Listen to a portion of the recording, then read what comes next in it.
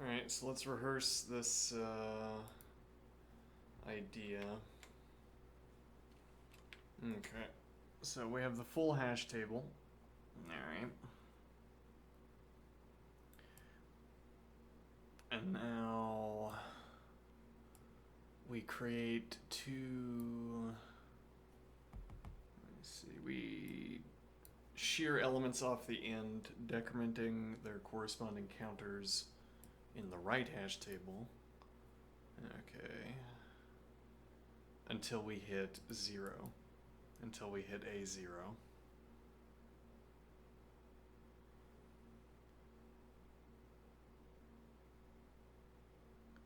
Now, in the way we were originally conceiving this, we shear off the front. It shouldn't make a difference, but we shear off the front.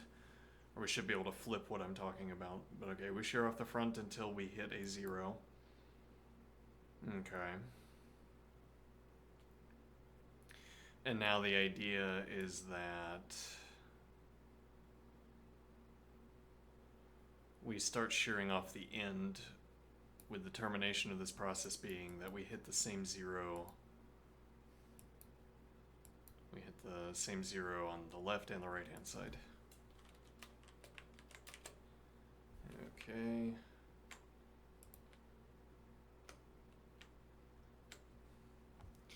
Now, there's a point that we could hit A0 before then if we have multiples.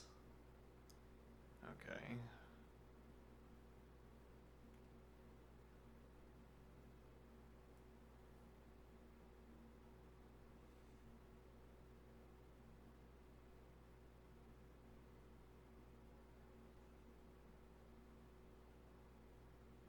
What if all of the 5s, so we're thinking about 5 and 5 because I doped this over here a 5.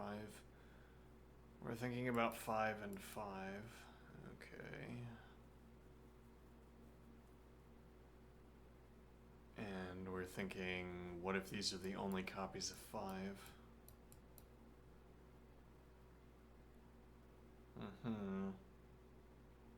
Then in cycling through, we would shear off, and this would become a 0. Okay, and I guess we'll, and let me make a copy down here. Okay, and we delete this 5. Alright, so we've sheared off the front until we hit 0. Okay, but we can't have hit 0 here because then we would have we wouldn't have an element here.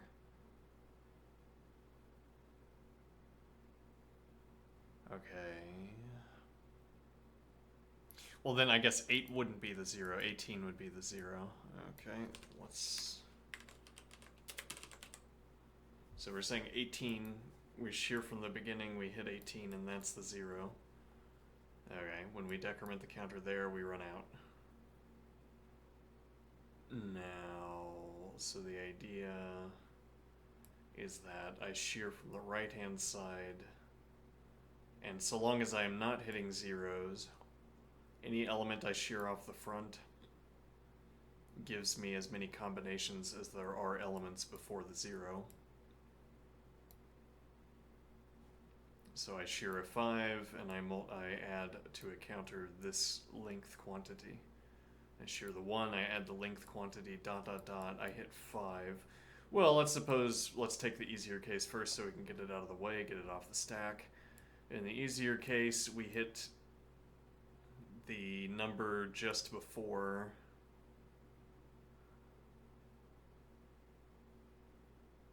Yeah, but now I'm thinking that doesn't make so much sense.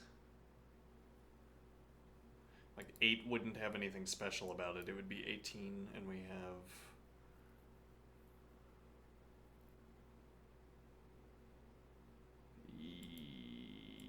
Yeah, okay, so we put 18 here.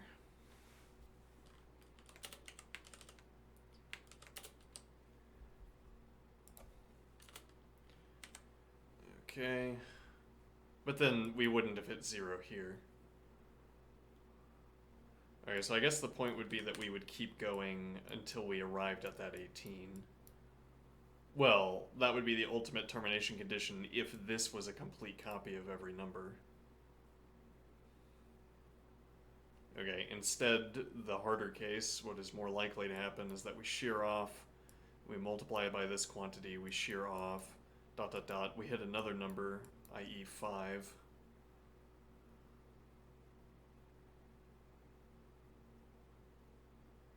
Okay, we have to have decremented.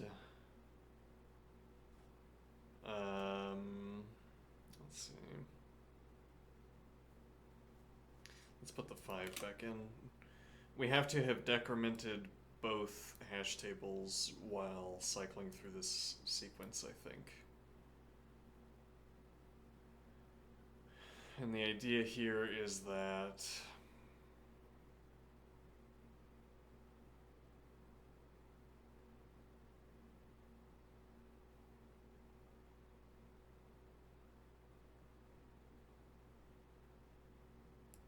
when I shear off this 5, I hit 0. Okay. And now I have to add elements back in until I hit 5 again so that I have a copy. Okay. Well, we could also not adjust the hash table and ask when did we hit 1. Indeed, okay. So we reduce, we ask if we're looking at the number 2. If not, we decrement. If we are looking at the number 2, then decrementing again would give us 1. And then that's the 1 over there. Alright, but that only works if we know that the 5 element is in this stretch.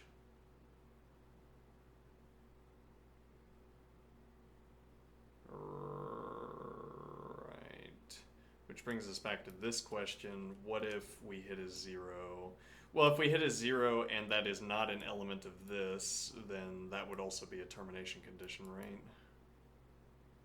Because then we have a 0 over here at 18, and it would turn out that we have a 0 over here with 5. And now this would be the sort of minimal extent, and what our counter would tell us is this number of combinations per element that we could shear off of the other side. Because if I sheared off 5, then I could shear off 3, or 3 and 10, or 3, 10, 17, dot dot dot. Okay. And then, so we'll want,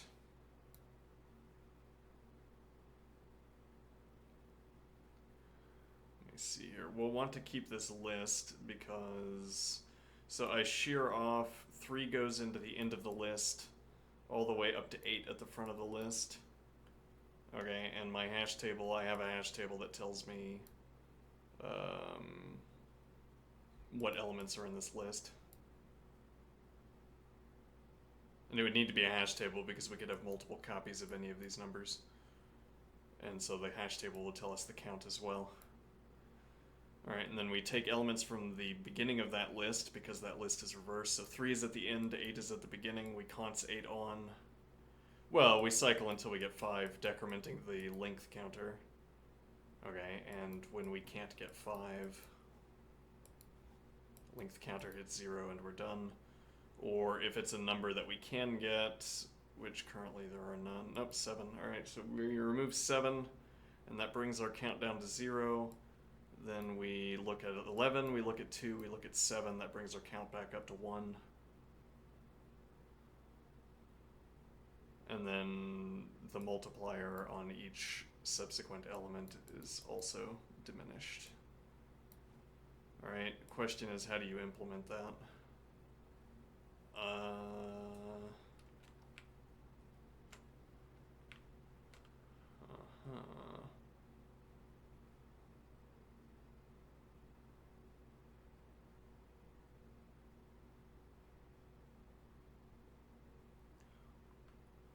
unfortunately I have to step away, despite it being like 5 minutes.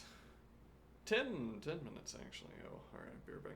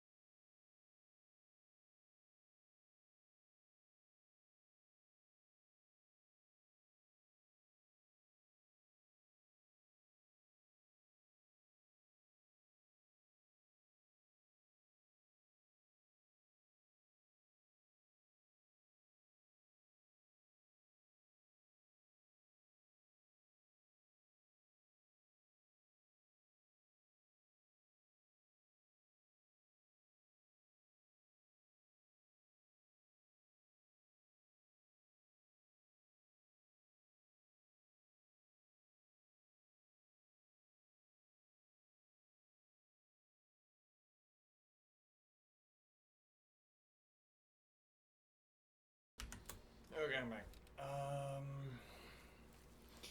Now what?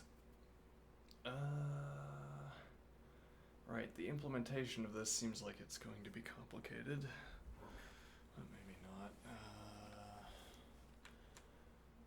Can we close some of these tabs?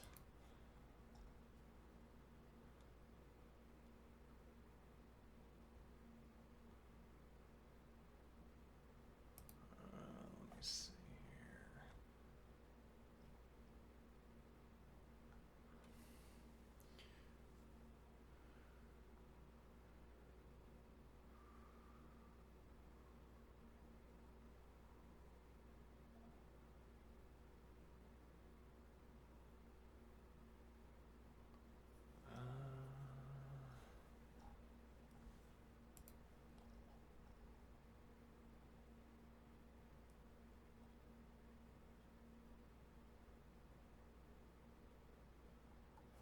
We can close that. Oh, wait, hold on. Is that the one we already submitted?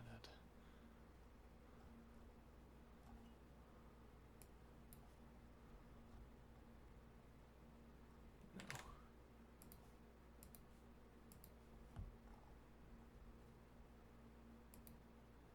We don't need that. Let's see.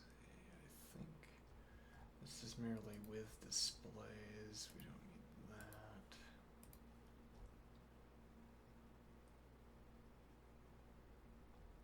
Alright, that's what we submitted. And this was a restart. Alright, so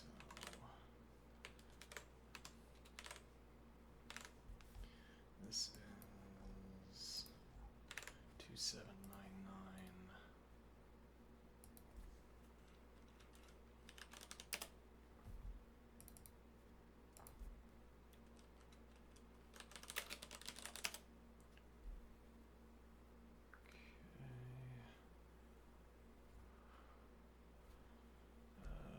Let's see. Now, so we want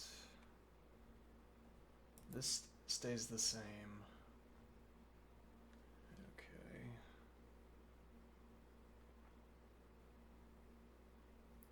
So we get our shared list.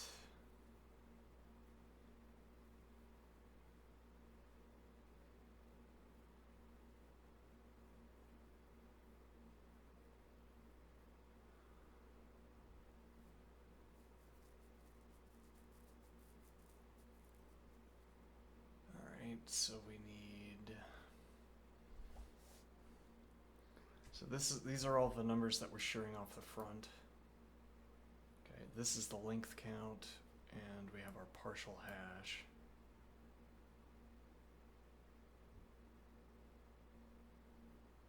Okay, but we also need a reverse partial hash, where we reverse nums and cycle through until we hit the first 0.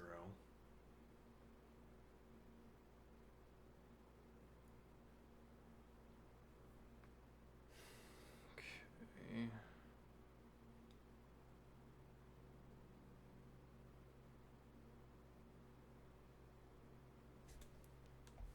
So we could call this partial hash forward. Okay.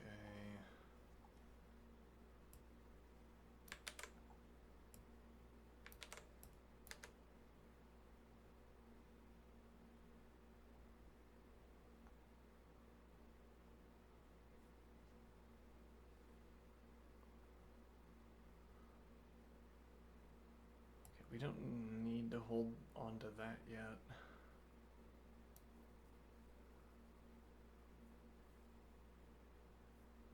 Okay, however, we can put that at the end of partial hash forward. Okay.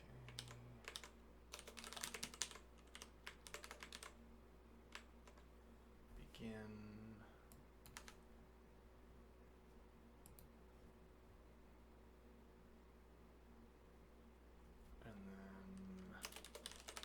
Partial hash backward function with reverse nums box list number.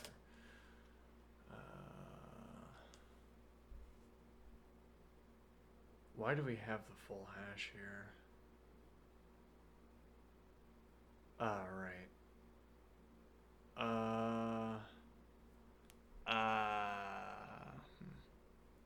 That's a problem.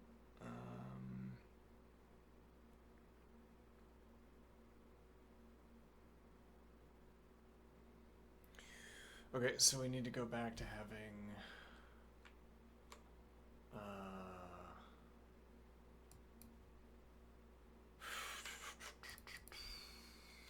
const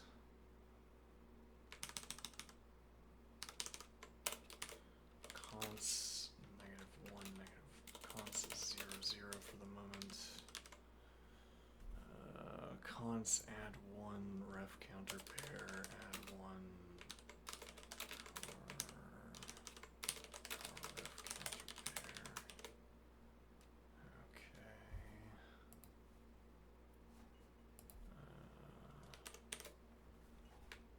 Right, and now the idea is that if I pass, so we have the reverse list that I'm passing forward, full hash number counter, but that also means that we need to do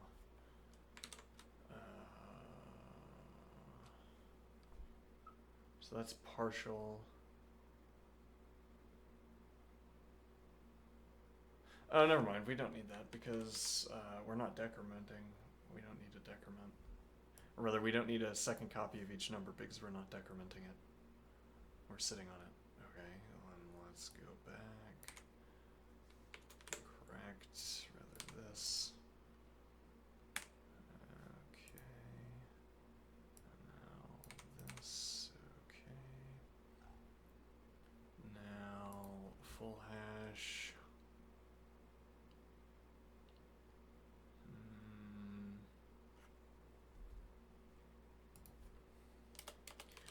Define partial hash box.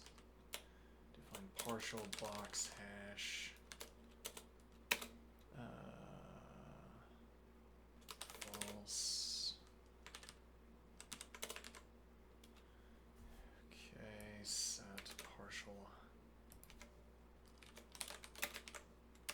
with partial hash counter.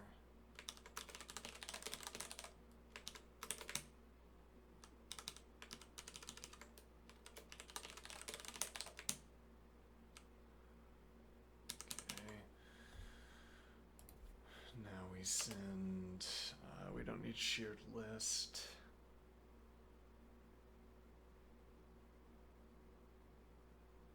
And we send, we don't care about counter either. Okay, but we do need make hash. Okay.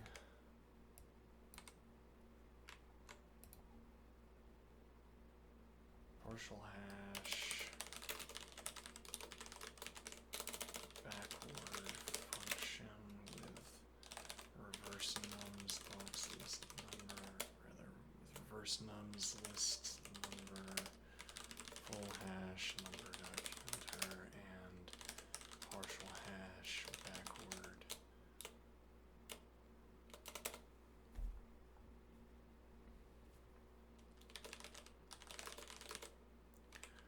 Where dot count. Okay. Now, effectively the same thing. Let's see, let's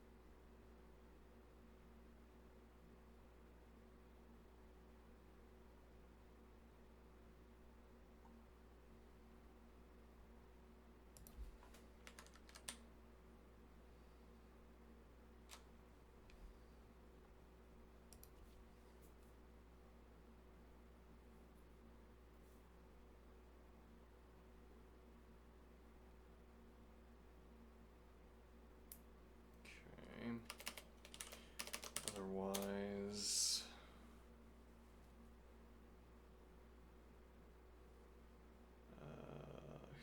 this is a little bit convoluted, but we scored 185 milliseconds on the original pass, so we have a lot of room to convolute our solution.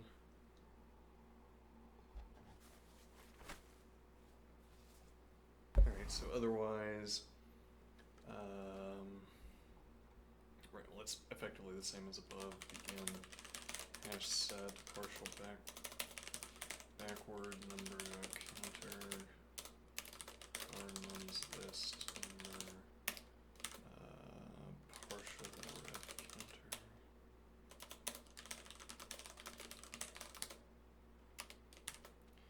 And run partial hash backward function zeros.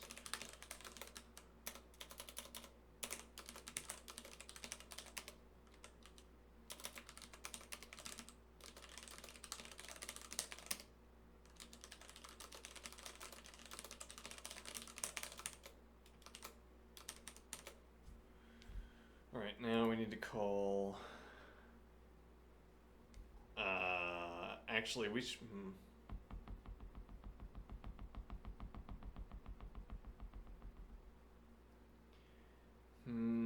arguably we should call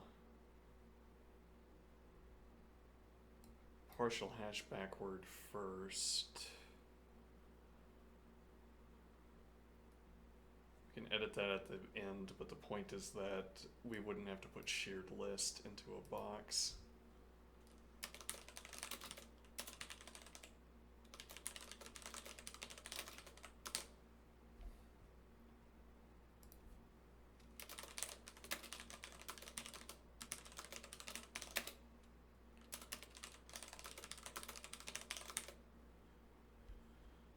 Okay, but now,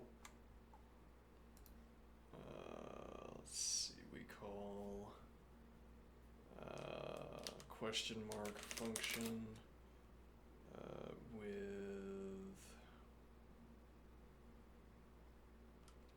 partial, call this partial to partial forward.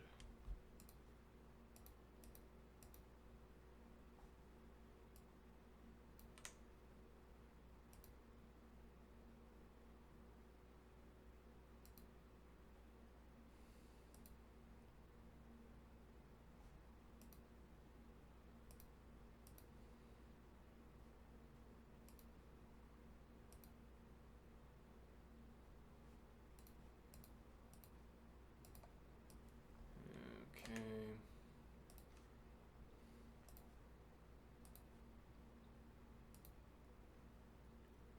Now we call this with partial forward hash, no, box hash, number dot counter, partial backward hash, number dot counter, shared box list number, and 0. Oh, and we also, yeah, and that's the other point, we have to have a counter. Define the counter box integer, counter box counter, sure. Set counter box counter, okay. And counter box counter.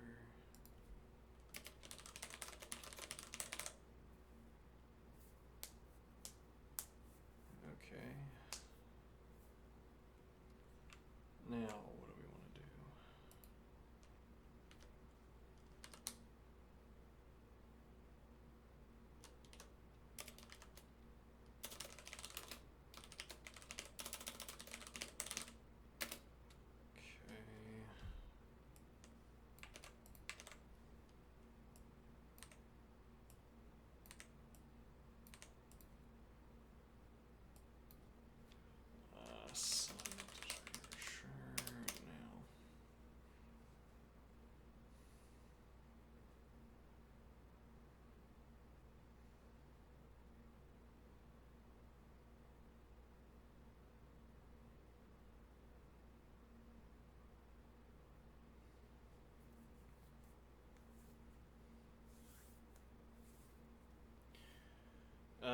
Okay, so we say.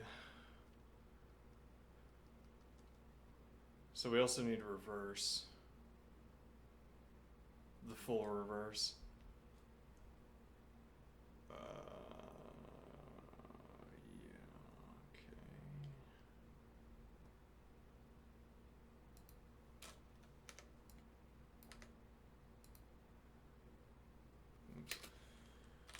Reverse num. This is a box list number.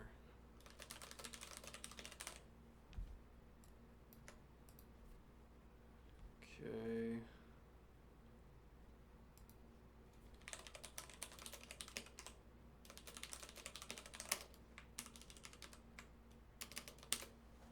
All right. Let.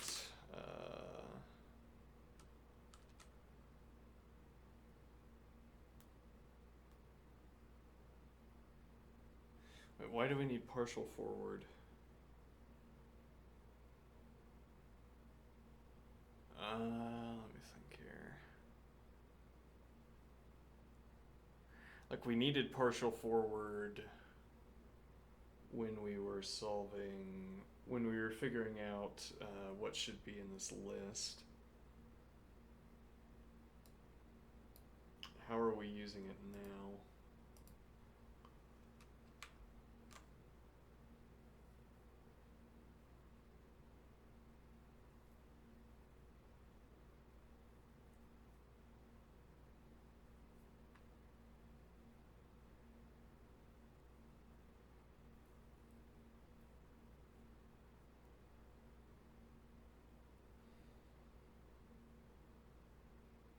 Yeah, it doesn't look like we need it, but I'll cut it out at the end if we don't end up using it.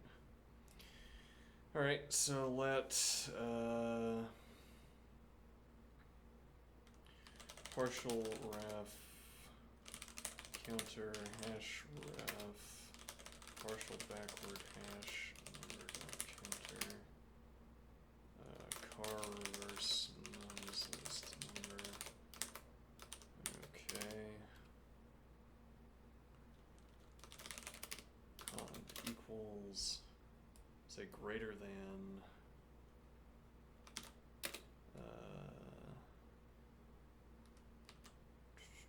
partial ref counter 1, then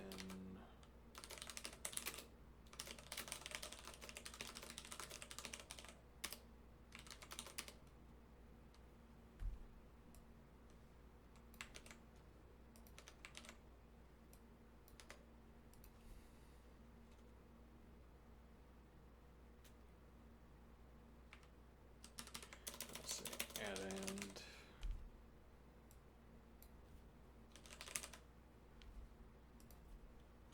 Plus some integer add end. Enter. Okay. And hash set partial backward hash number counter car reverse list number sub 1. Actually, we could do sub 1 here and ask positive.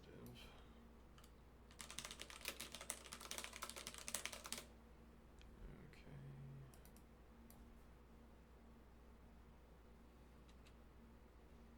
Then two partial ref counter. Okay.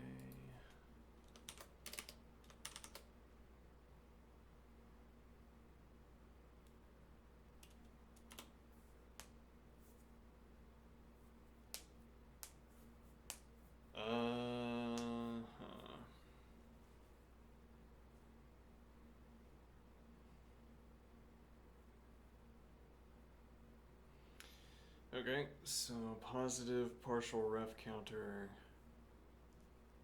We run hash set, we run the function back. Okay. So what if it is not positive?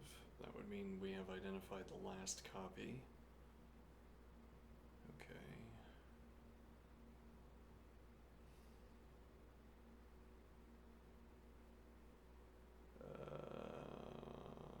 say set restore, else set restore function with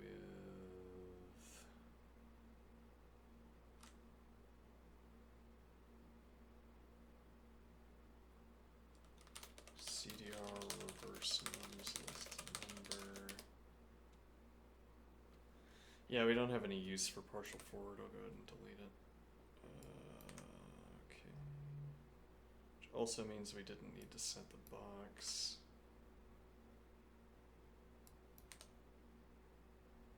Okay. So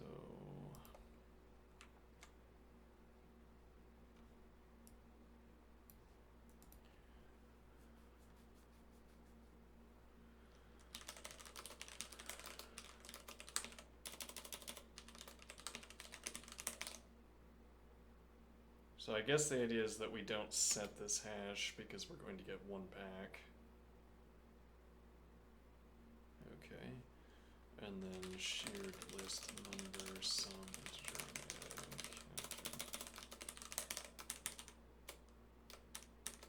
Alright, define.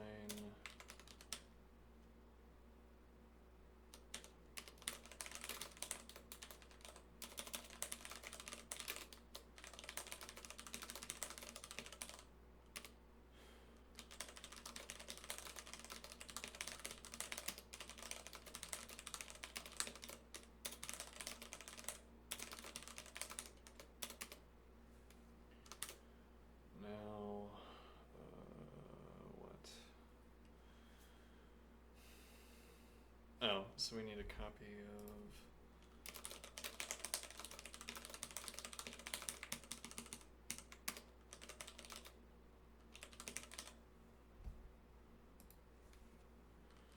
cond equals car reverse nums list number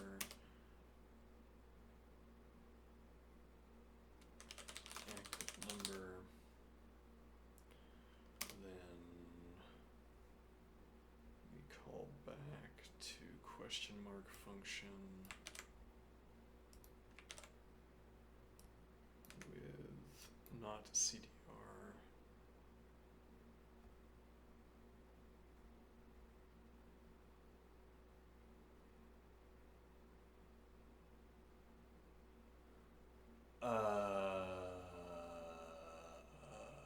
Let's see, I guess we add to the sum plus some integer and counter. Okay. We need to put in null. Is there any doping we could do? I was worried about that at the end, but no, I don't think so because it would vary.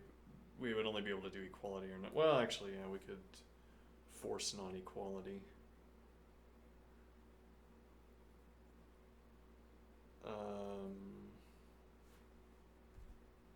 Like there are no negative numbers, for instance, so negative cars nums list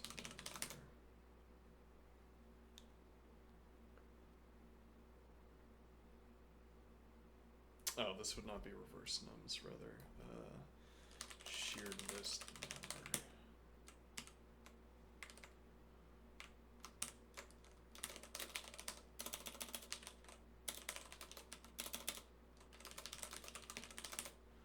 So whatever calls this has to call with, let's see, list cycle 1.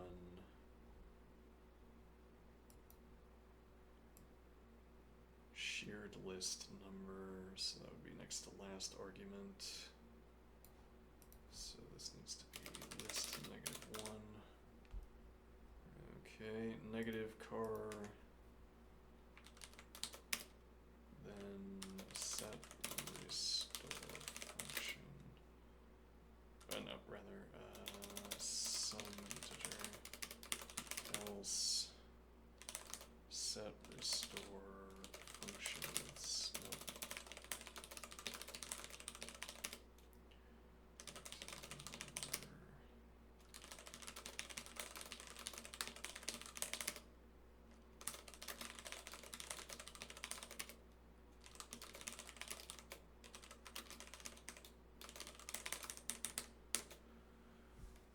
Okay.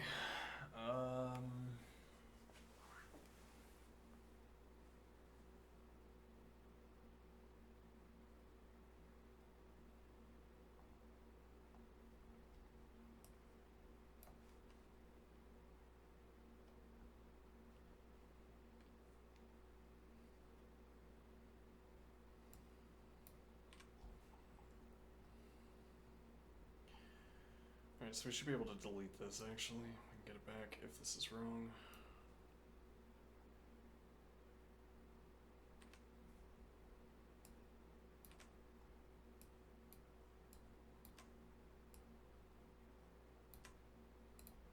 Okay.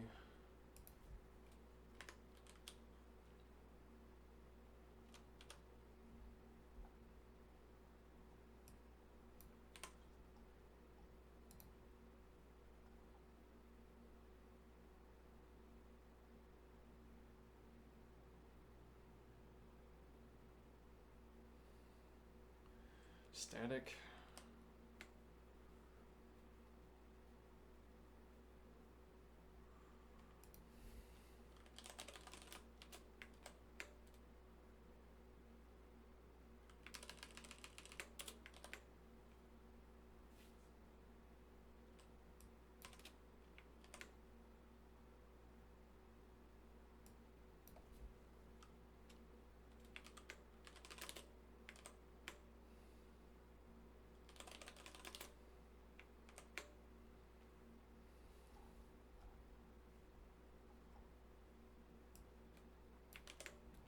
We'll wire this up and then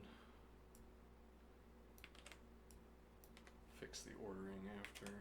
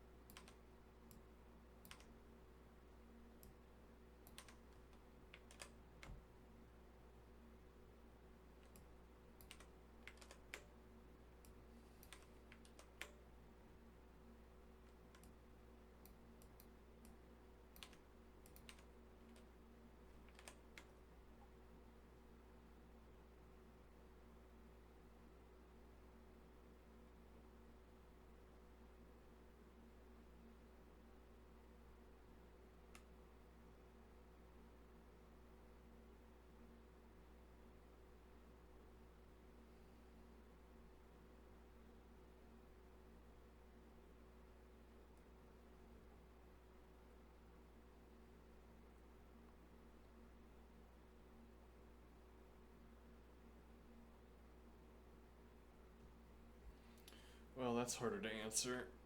Why don't we have this element in our hash table?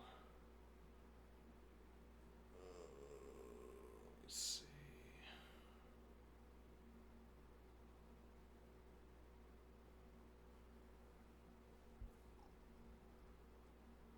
So we called a partial hash backwards with reverse nums. Reverse nums is defined down here. Actually, we never define reverse nums, apparently.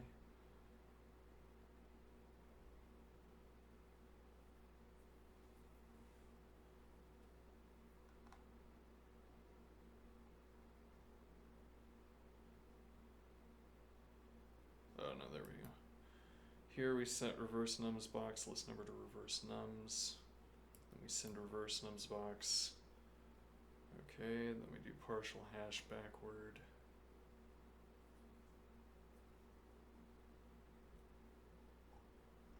Okay, and partial hash backward cycles through reverse.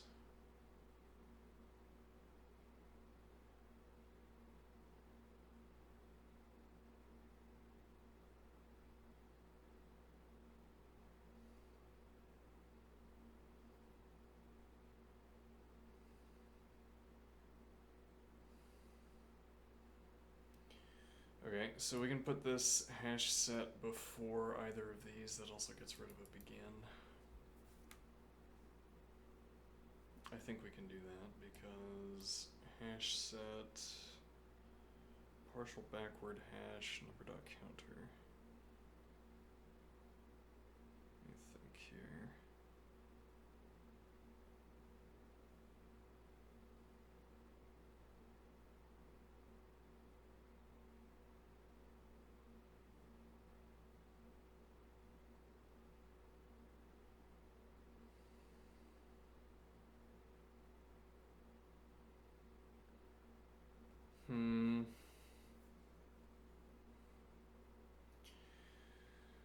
Partial backward hash number dot counter.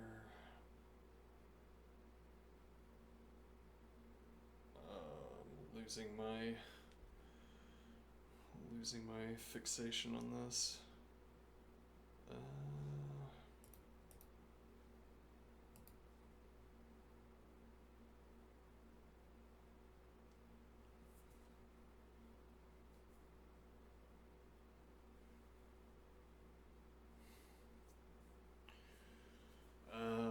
Let's see.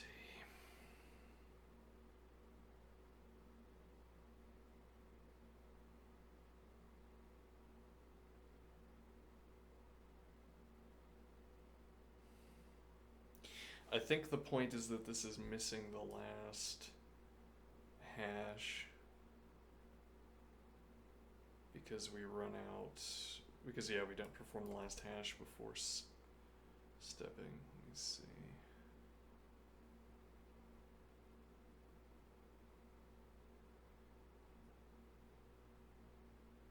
And actually then we would run into the same problem here. Yeah, man, I did. I don't want to become aware again of what this equality means. Okay. I want already to be aware. Well. Equals hash ref full hash number dot counter.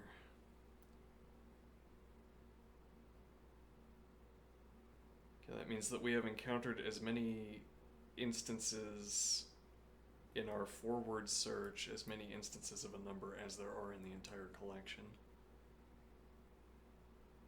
Okay, so does that last element need to be in the shared list box? That would depend on what we do with the shared list elements. Yeah. Okay, then what we do with the shared list elements.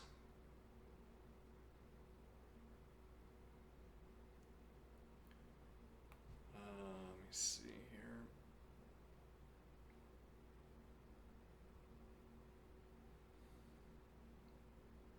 I think we would not want to put that onto the shared list, and the reason we don't want to put that onto the shared list is that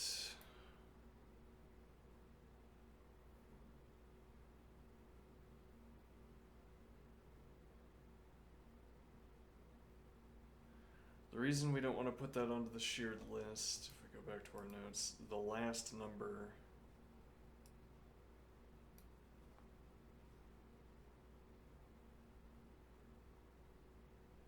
right, well we shouldn't add that, or nor should we add one to the counter if we're on the last number.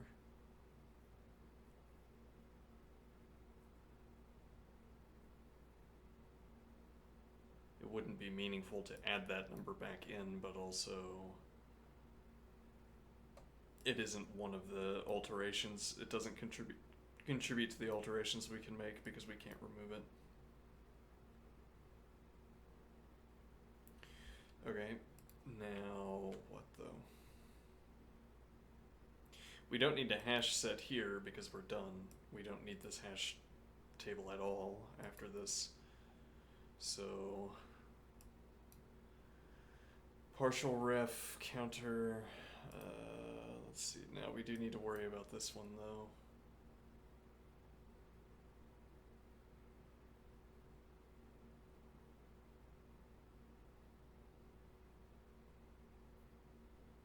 Hash set, partial backward.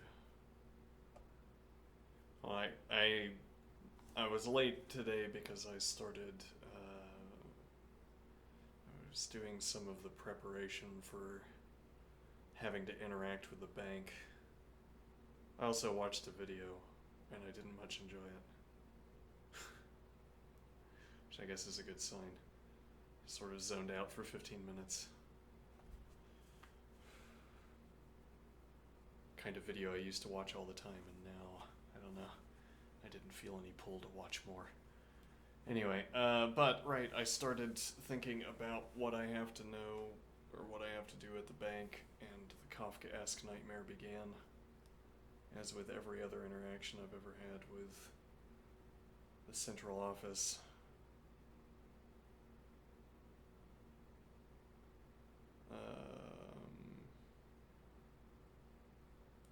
So, watching frustration after frustration in my own house, in my own domicile, watching the frustration begin to unfold that will continue later in the day, supposing I go today.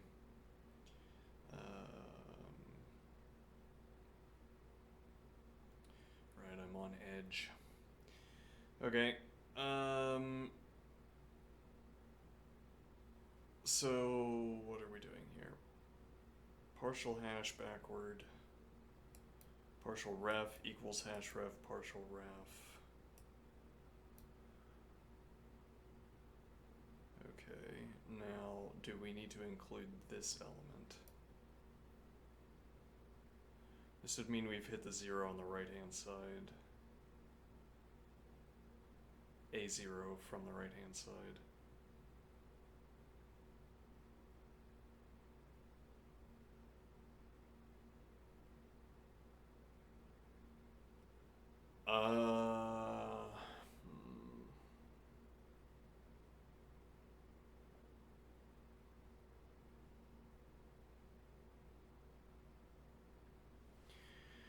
Do I have to worry about the possibility that we've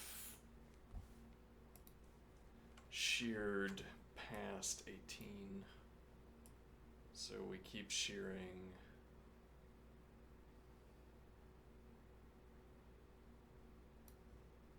Past 18. And how would we handle that if so? And why did this get horrible?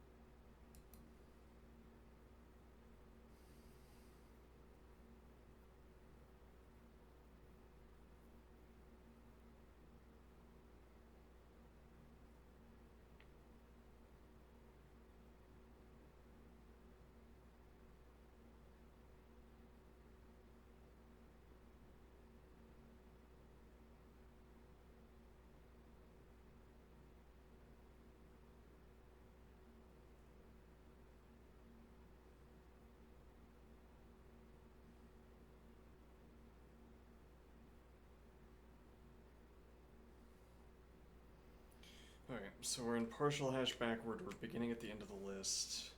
We don't know yet what to think about overshearing from the end.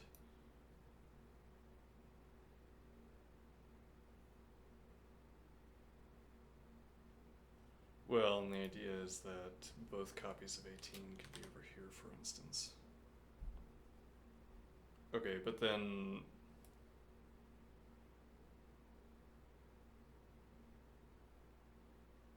we would hit a 0 over here. What is that telling me, though? Let's see. Right, well then we would be over multiplying, right? Because this is our multiplier, the length of this segment. And if we shear through until we hit a different 0.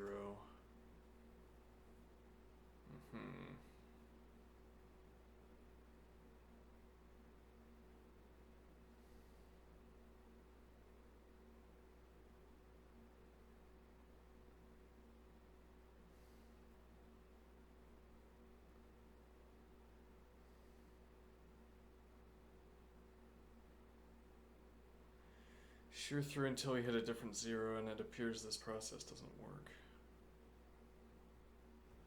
Right, because we would hit this 18, and if there is another 18, this would not trip any alarms.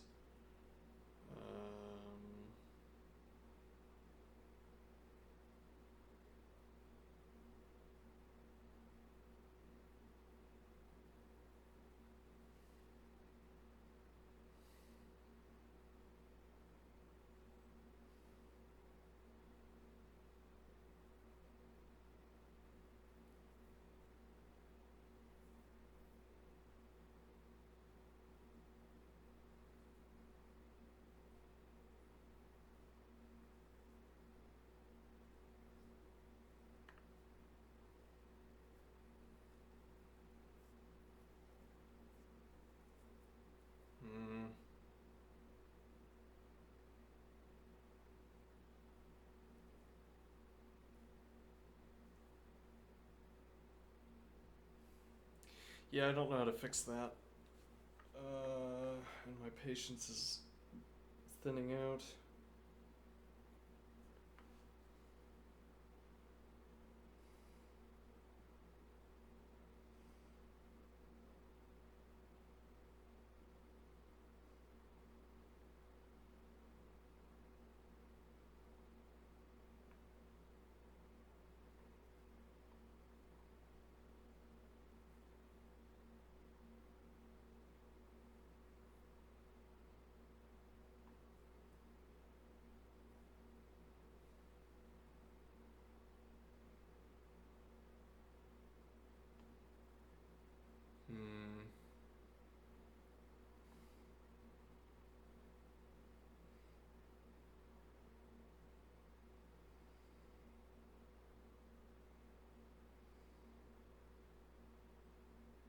Well, actually, couldn't I just note what this number is and stop once I hit the first? Yeah, stop when I hit the first copy of it, because the first copy from the right must be the last copy from the left.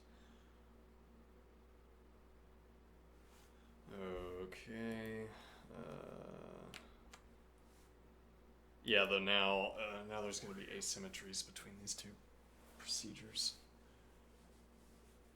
Let me think here. I mean, that might actually mean that we have to do this first. Alright, so we send partial, no, rather car nums list number.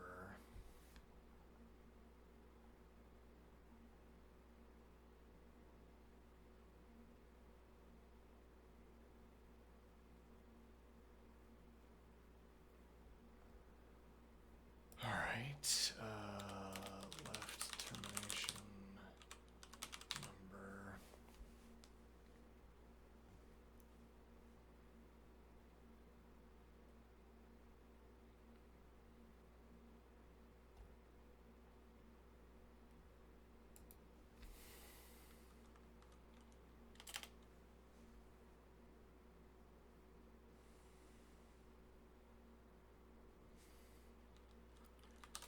If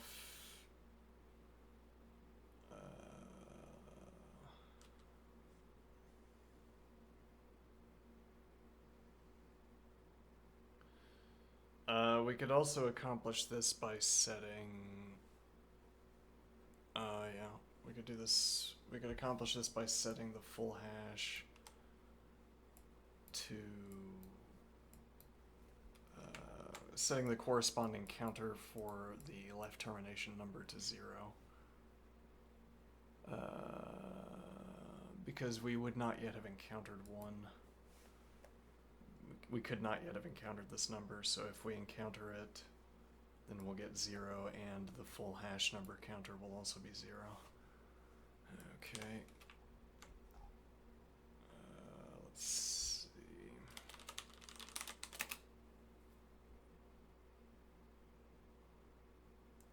hash set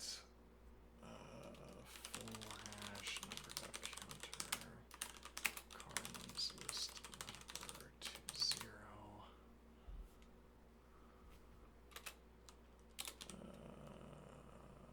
Triggers termination next function. Solves.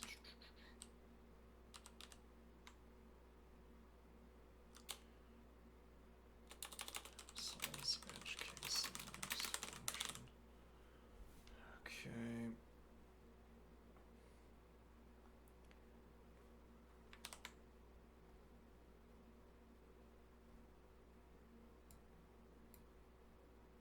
Let me think here. Okay, delete that.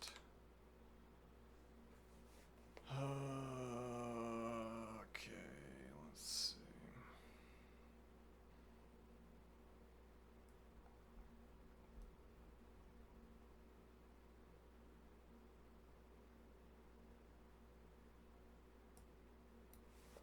Let's do A. Okay. A being the list of 25 elements, instead of one, the list of one element. Okay, so we're hitting null on reverse nums, which should not be possible.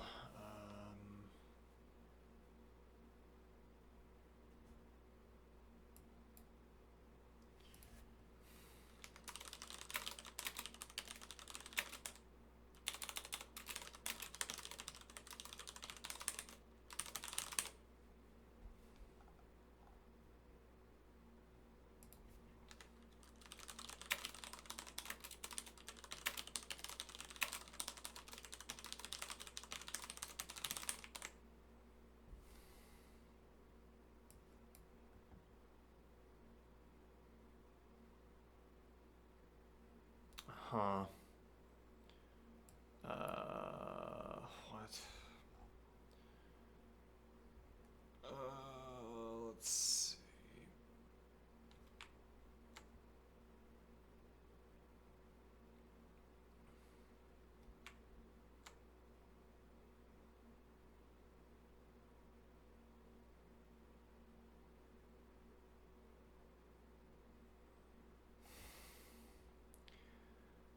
Reverse nums, for some incomprehensible reason, is inside a list.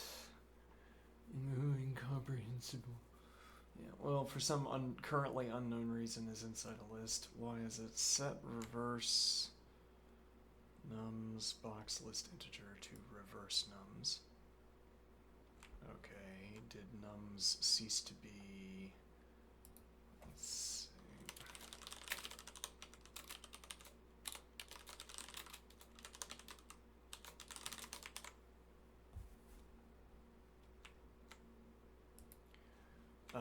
Okay. Why? How also?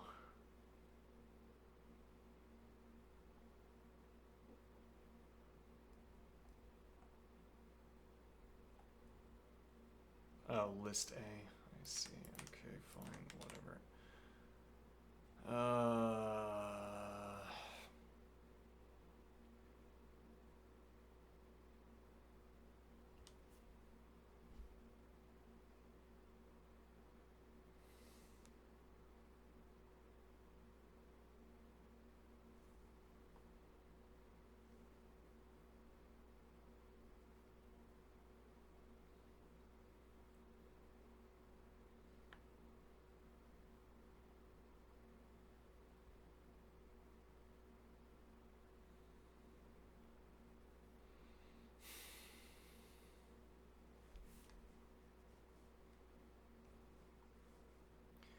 So we just got out of hashing. Show me.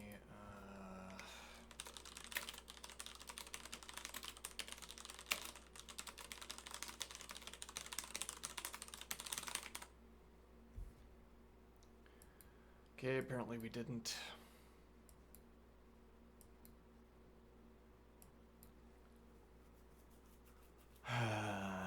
Okay.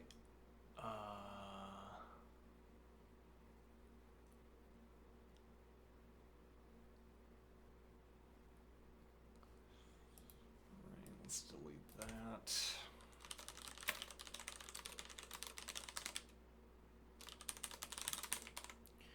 So that is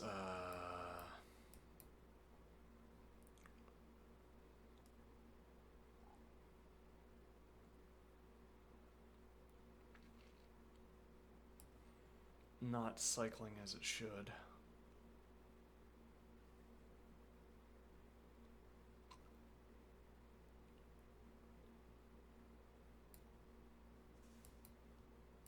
Okay.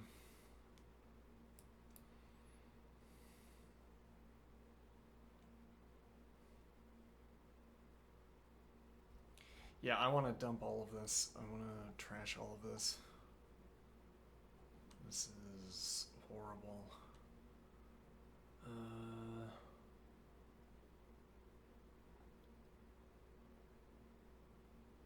Yeah, what am I going to do different when I start over?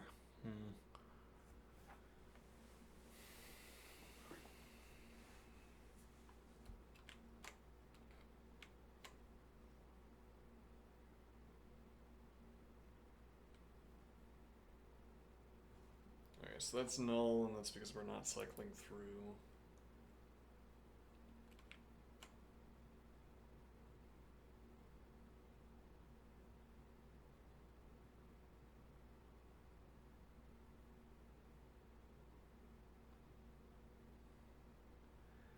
Okay, but what is nums would be a question to ask here.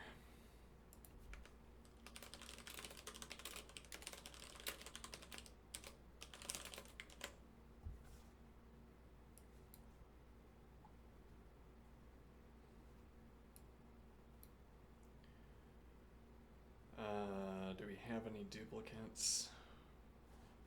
Oh, let's change this to 10 so it's surveyable.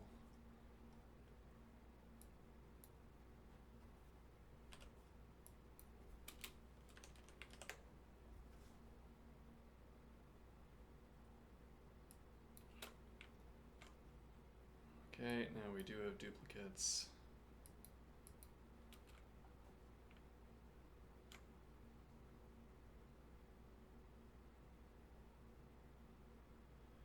Alright, so we would cycle through until we hit 1 from the left, and then we would cycle through, yeah, okay. So we can't, we set the ref here to 0. Okay, but we can't do either of the two solutions that came to mind because we can't give 1 to the other function and say stop at 1 because we get this. And we also can't set the hash ref to 0.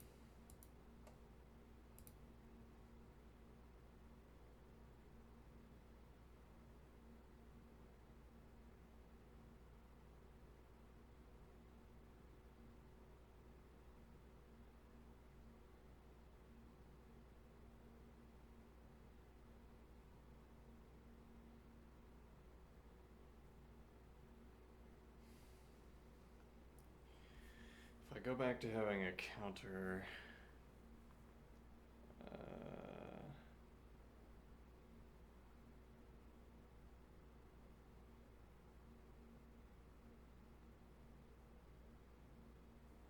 Wait, now wouldn't we, when we're doing from the left,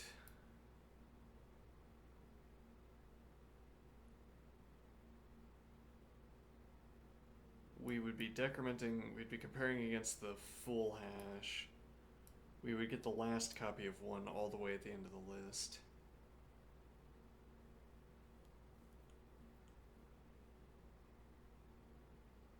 And then we're supposed to stop here.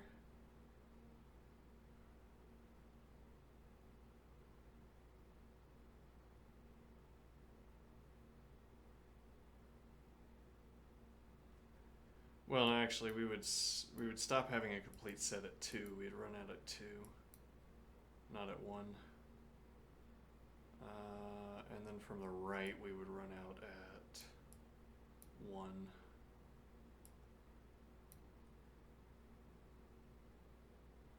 So our answer should actually be 2, 4, 6, 8, 10. No, wait, hold on. Yeah, wait, no, we'd run out of... No, yeah, 10. Something like this. I don't know. I've completely lost my patience with this problem. I'm not happy with the millisecond output, but... let's get me on an easy problem.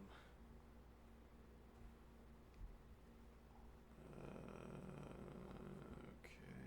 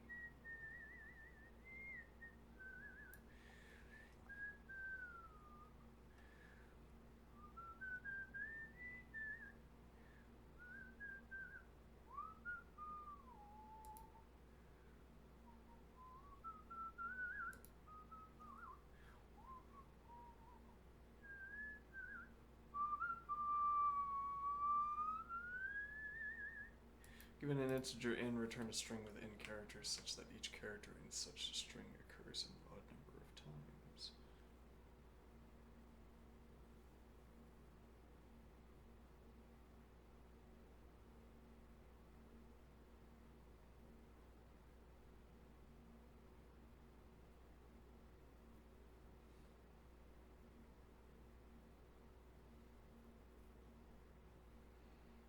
Okay.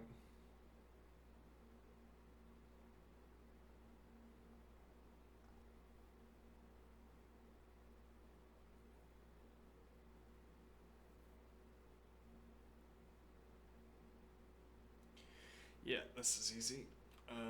We generate a string that is preloaded with values, and if the number n is even, then we change one of those values. Okay. Doesn't say what they have to be filled with, it just says characters. Alright. I guess we want to choose the lowest byte value available.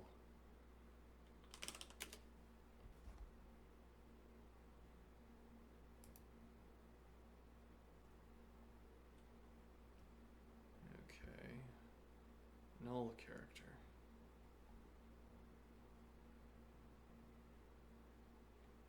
So if I do integer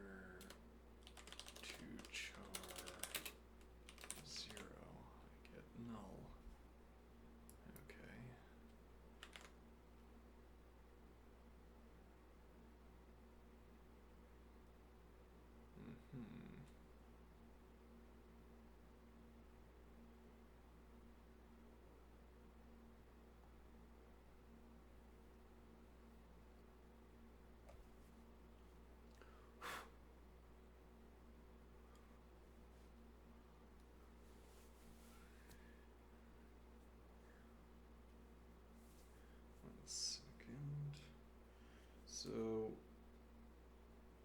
we want the minimal byte character. I'm a little bit suspicious here that this has 3 symbols. But I guess inside the computer, inside the computer, this would not be three characters. All right, so we'll do.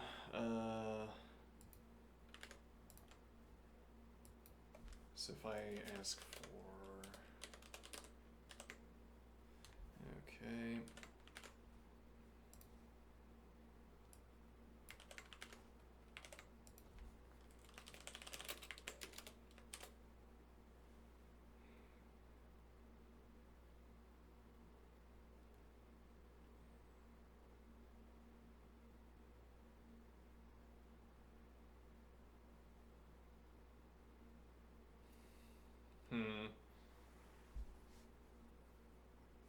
So if in is odd, then make string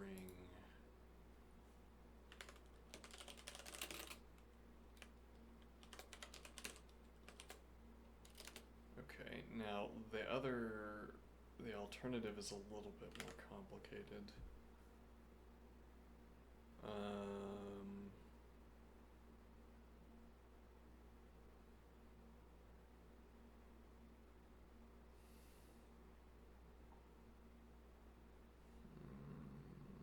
Yeah, because strings are horrible.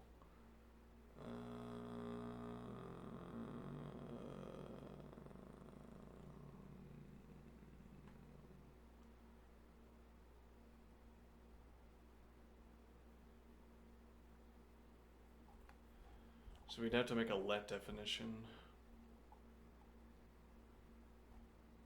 because we can't do a functional edit.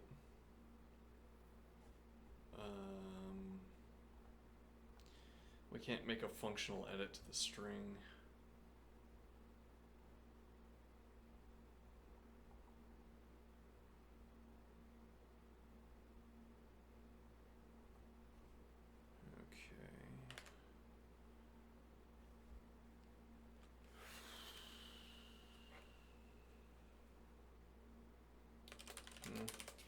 Let unfortunate let string make string in null string set. Yeah, and then we have to do begin as well. String set unfortunate let string 0 and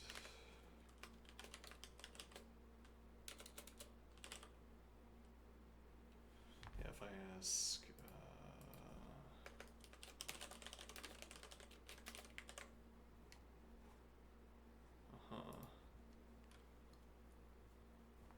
okay.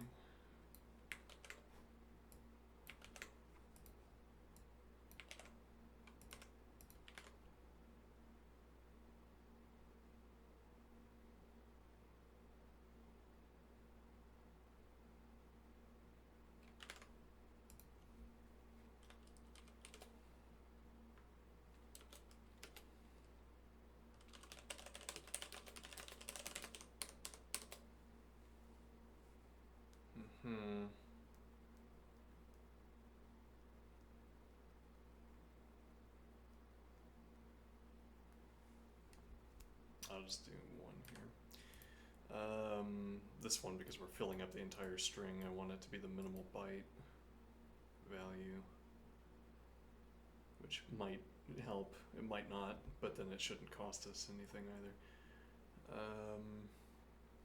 Well, notwithstanding that this says null, which takes 3 characters, but whatever. Is there a way around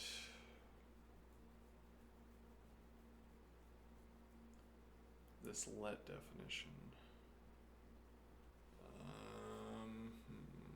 Or for that matter, setting it, but no, I don't think there's a way around setting it. Well, okay, then the remaining test actually would be conned so that we can avoid a begin expression. So how do we test this? Let's see, conned odd in.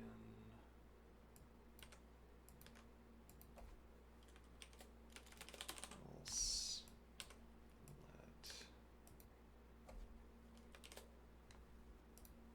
Alright, so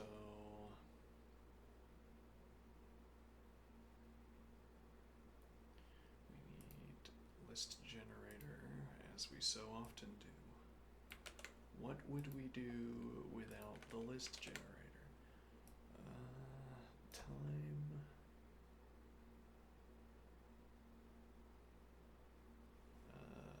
Let's see. Time map generate the string onto A. Okay. So we can do for each.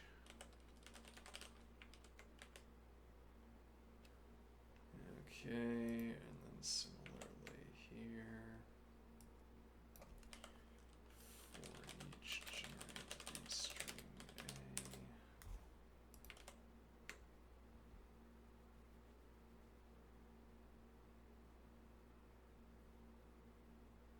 Uh-huh. 46, 48, yeah, that's without garbage collection, 3123. Okay.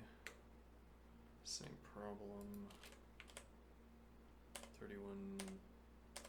Though this is less susceptible to garbage collection, apparently. Interesting and otherwise no cost. Okay, yeah, sure. Alright. Oh, wait, we didn't rate. We did. Oh, no, that was almost a bad word. We didn't reap the putative benefits of removing the begin operation. Oh no, I removed the begin operation and now we're garbage collecting every other. It's just random, it's meaningless, random. Yeah, well.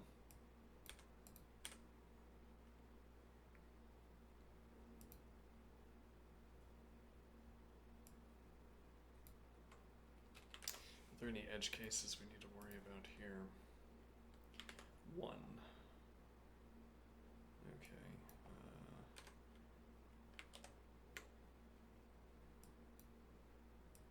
Rather, yes, okay. Let me take this over.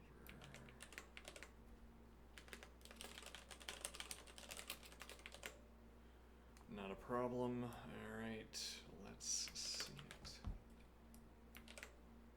Now, that's kind of a gimme, supposing this doesn't fail somehow, which would be embarrassing.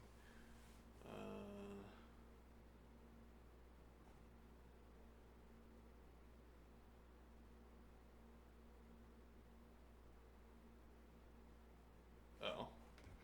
The returned string, which we missed multiple times, must be only lowercase English letters. Okay. Well, that's kind of boring, isn't it? Actually, a test we could perform here, did this make any difference?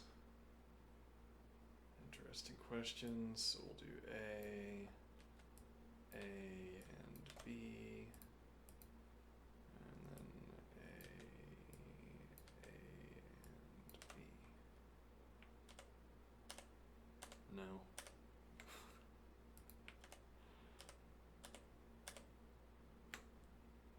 It made no difference. Well, I guess that's fine, because we had to change it anyway.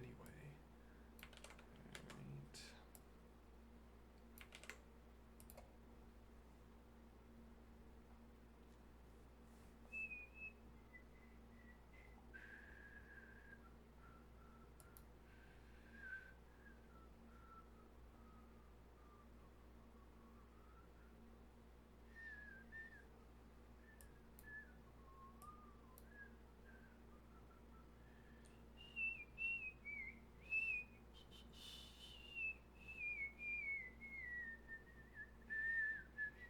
I guess I want to be the familiar face on all the Racket problems. People are going to get to know me when they learn Racket and come to leetcode.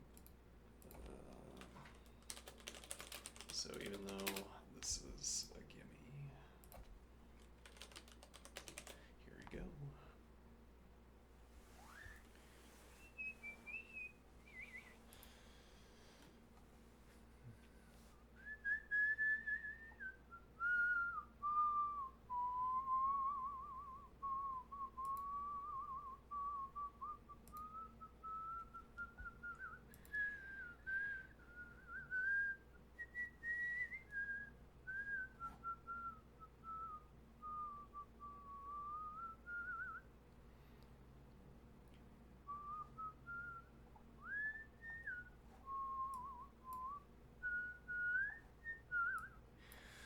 The change to the problem list made this significantly less convenient. Not for nothing. Okay. That was 1374. Well, there are going to be some gimmies.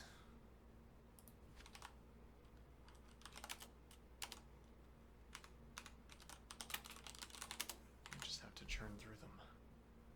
Okay, replace employee ID with the unique identifier. SQL? No, thank you. Does that mean I have to scroll back through? Yes, it does. Okay, here we go.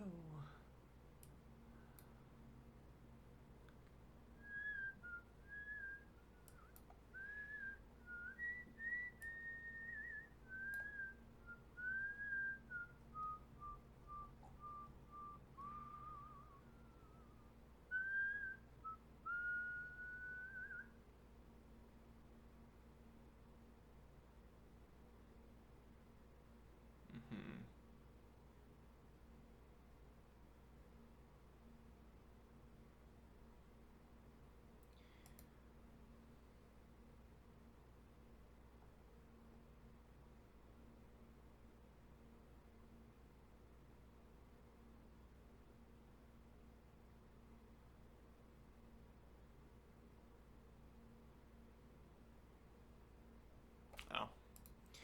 Nope. Alright. Very well. We go back, and now we scroll again.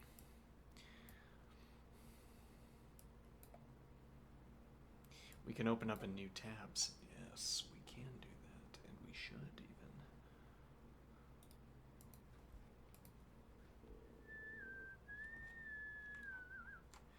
Given an n by n matrix of distinct numbers, return all lucky numbers in the matrix in any order. Lucky number is an element of the matrix such that it is the minimum element in its row and maximum in its column. Oh, interesting.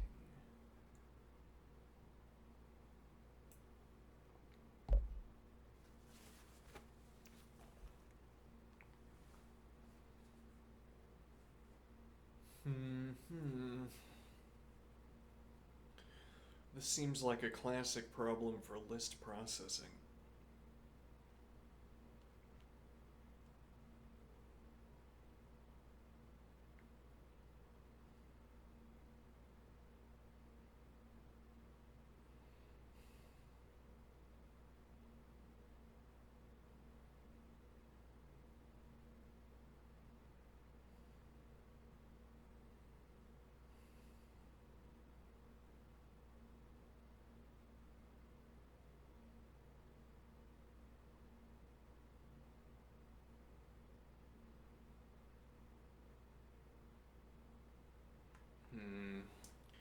How do you do this?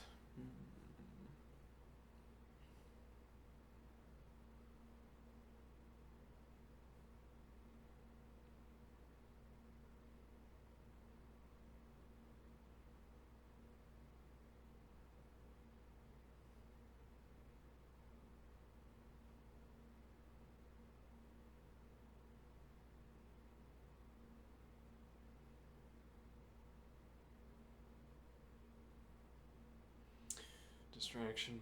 Let me see.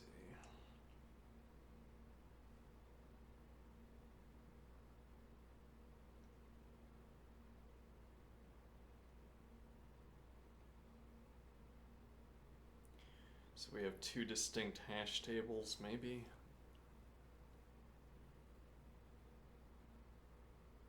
I cycle through...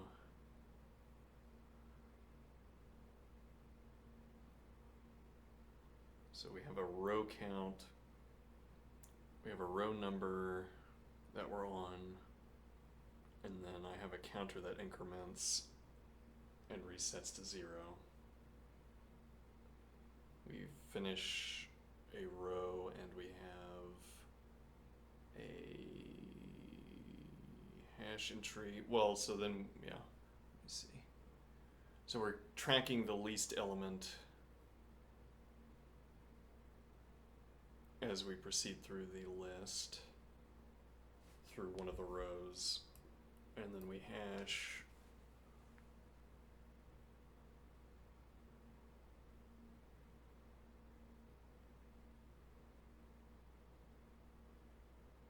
well, so we only care about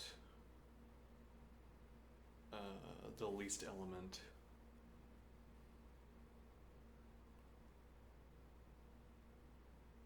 Okay, so we don't really need a hash table for the least element in a row. We could put those into a list and then cycle back through the list.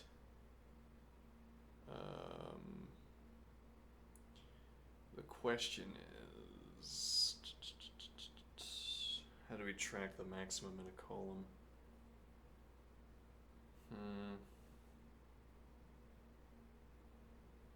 So that we do need a hash table for. Maybe.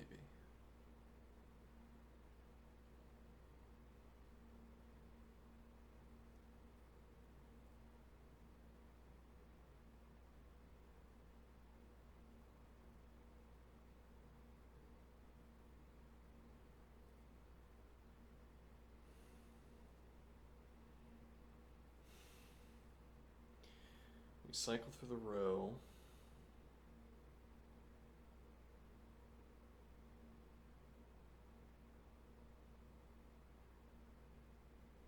Okay, but actually, so we care about where we found the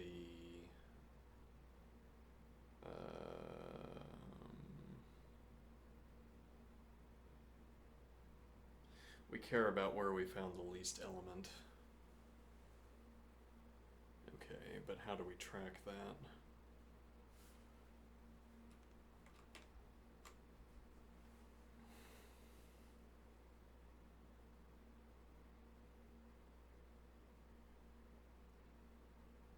Well, so we're also, right, we have our counter that tells us what column we're in. Okay.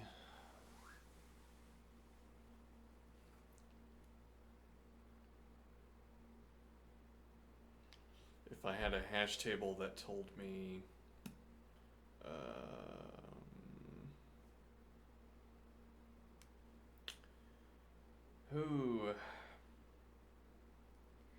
yeah, I'm worried that the number of bad days I have is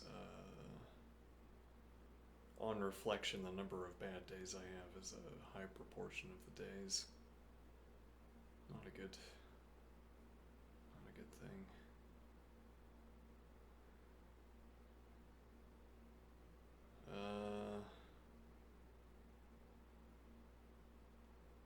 Some days I can just think through this quickly, and other days not so much.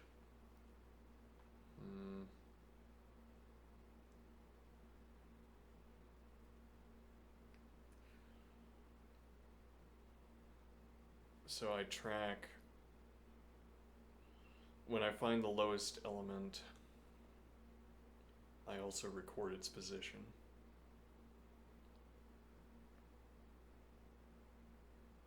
Okay. Do I record that in a hash table? Well, so I get to the end of the row, I have the minimal element in that row and its position and its column value. And now I go to the next row.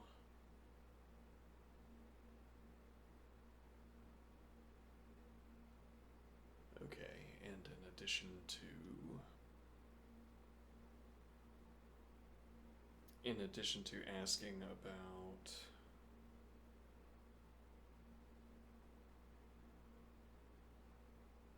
Let me think here.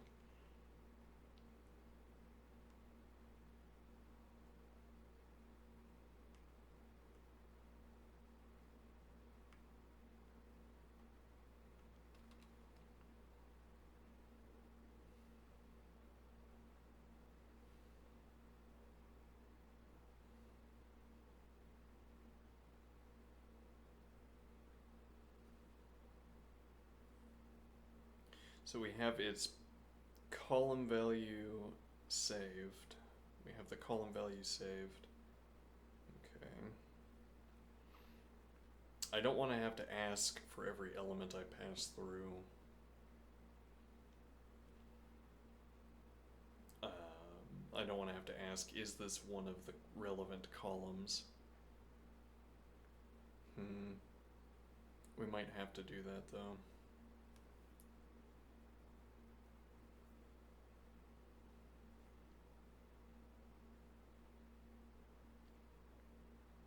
Like we could have a heap.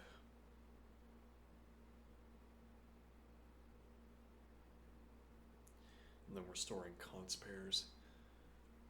We'd store const pairs in the heap. The const pair would be the minimal value and its column. No, rather it would be its column and then that minimal value. Okay, and then each time I'd have heap min.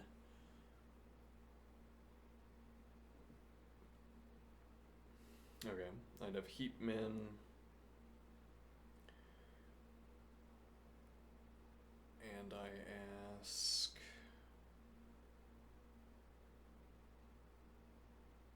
Well, so we would extract the... We'd have the const pair in the heap. We extract the the value and the column count and put them into arguments. Okay, and then the idea is that once I hit that column, we take heap min again. Okay. That also means though that we have to have a copy of the heap that we restore every step.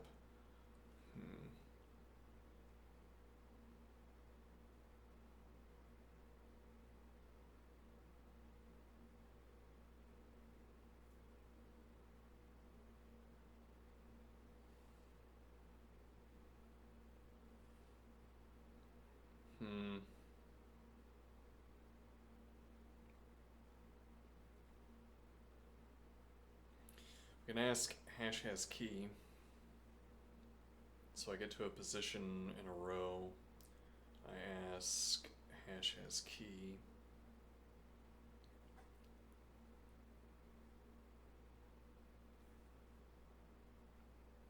In each step. And if hash has key, then I run hashref and compare the values. And then if I find a greater value, I remove that element from the hash. And I add a new element to the hash. But that doesn't work. Yeah.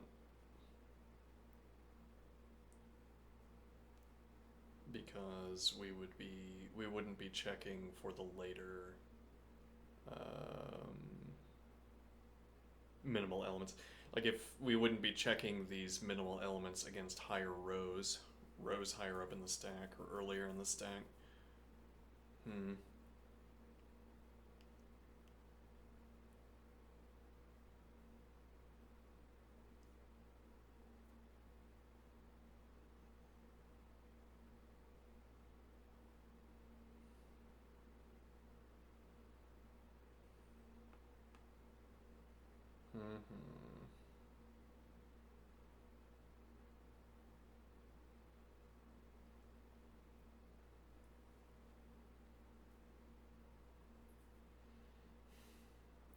So we would have to cycle through all of the lists and then cycle through again.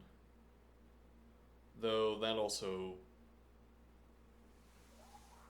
arguably be more efficient anyway, I guess. a candidate for more efficient.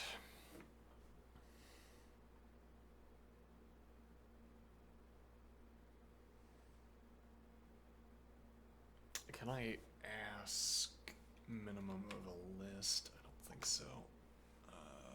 Let's see. Well, we wouldn't be able to do that anyway because we have to know what column it's in.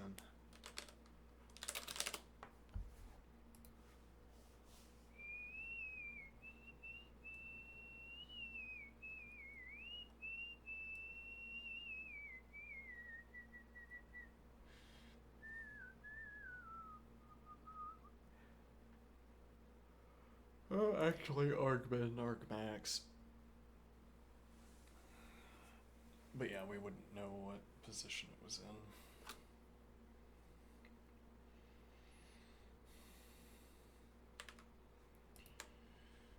Okay.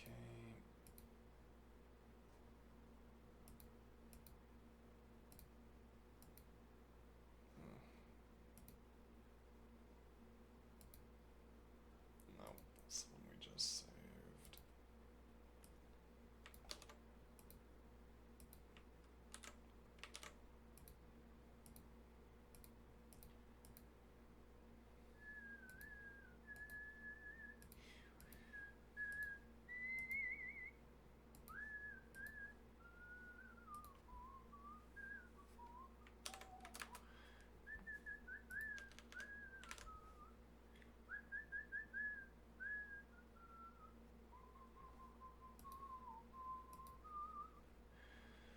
Alright, so we cycle through each row.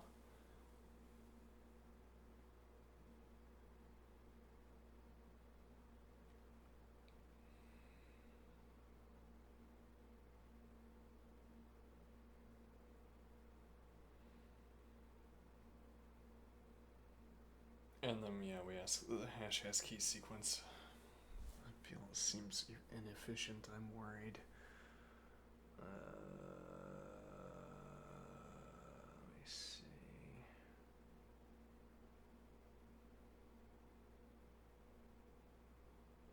Well, we can implement it at any rate. Alright, so...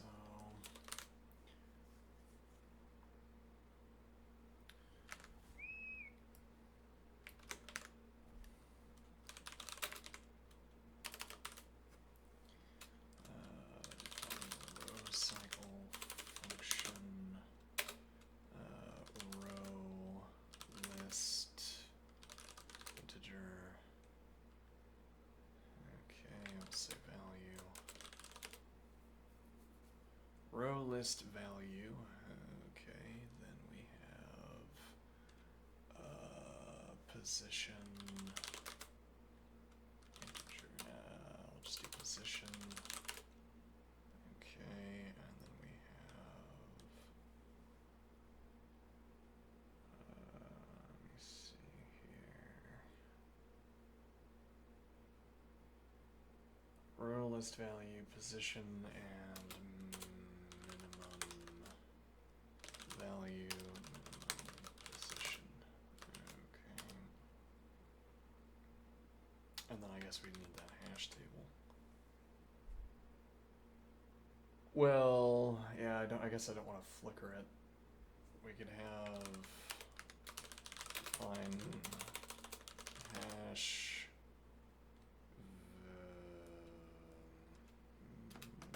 I guess we want position value.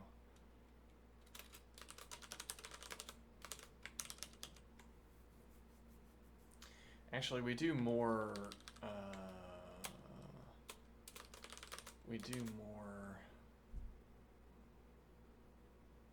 checking than adding, because we only add one per row, but then we have to check hash has key every position. Okay, though then later on we're also going to be removing elements. I'm a little bit suspicious of the immutable hash table at all, but okay, let's see.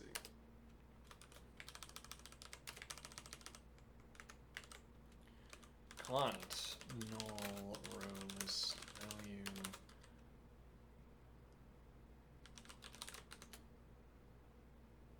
hash set dash position dot value. I'm not sure that works, but we can try it. Minimum position, minimum value.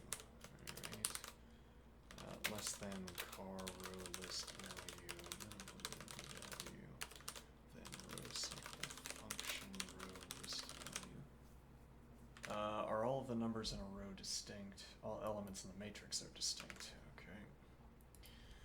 Row list value.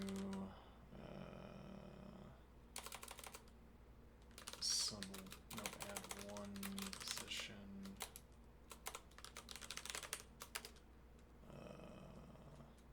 Car row list value and position.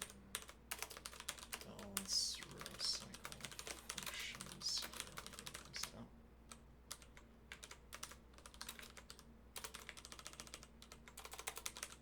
Row list value.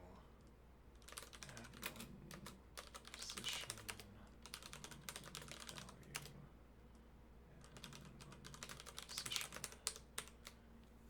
Okay.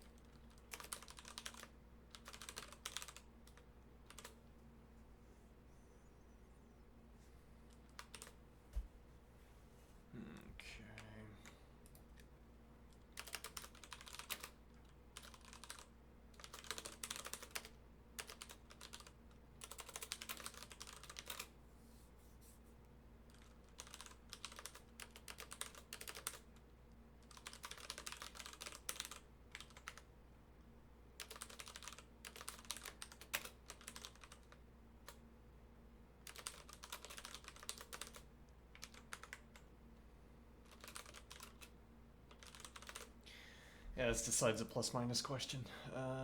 But I guess we need to do the set first because we have to do that first. Yeah, okay, sure. 0. Max value is 10 to the... let me think. 10 to the 5th. So we'll do 100,001. Okay, and minimum position 0.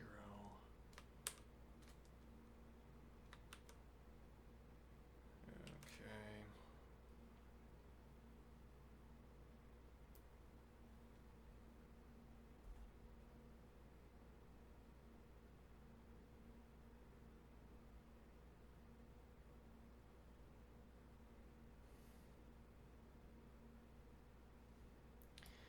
Yeah, there's something to be learned here about, like, I have a bad feeling about setting matrix to CDR matrix. I have a bad feeling about it. I have a bad feeling about not passing matrix between these two functions, but I also don't want to keep, as I am calling it, perhaps erroneously, I don't want to flicker matrix. I don't want to keep flickering it by redefining the operand every step, every cycle.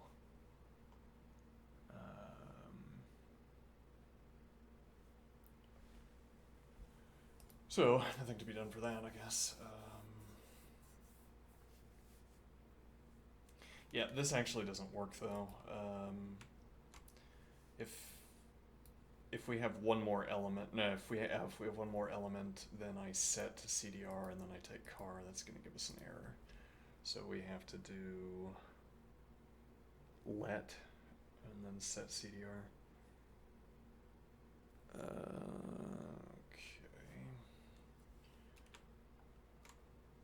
Alternatively, at the end, we could do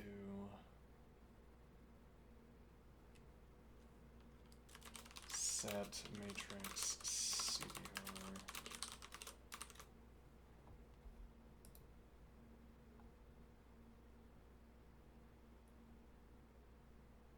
Alright, why can't I do...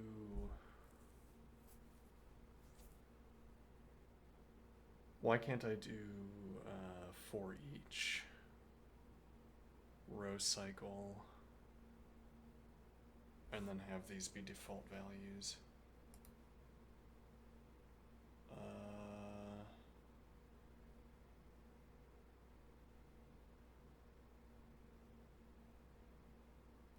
Yeah, that seems pretty reasonable. Okay. So position.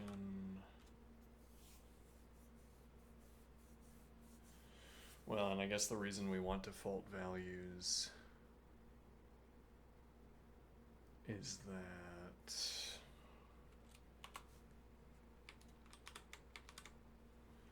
the reason we want default values here is that otherwise I have to run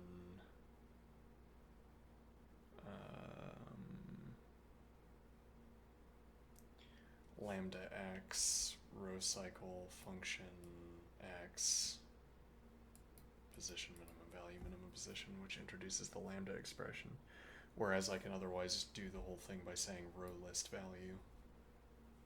Though if all that does is generate a lambda expression, I guess we're not saving anything.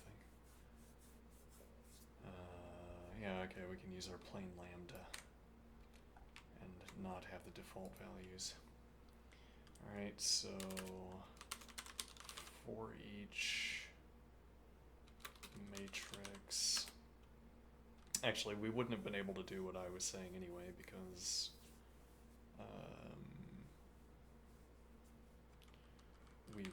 we need a pristine copy of the matrix.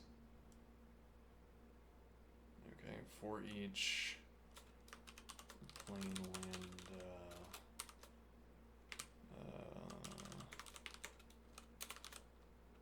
list value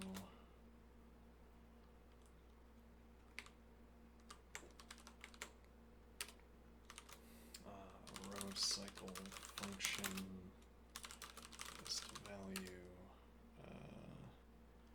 0, 100,001, and 0, and run that on matrix, and now we do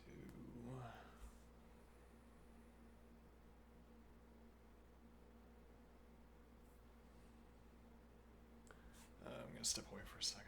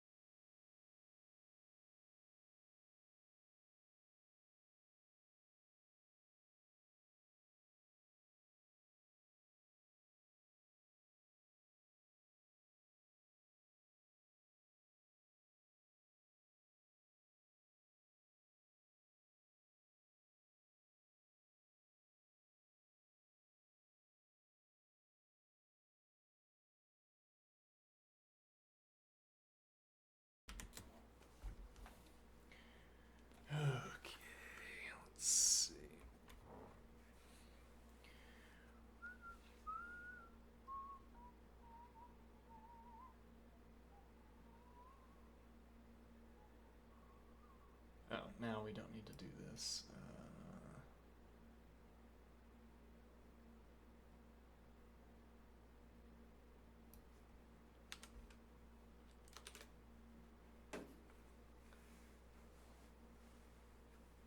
I assume this works. I guess I've never tried to do a for each like this, but we'll find out. Okay.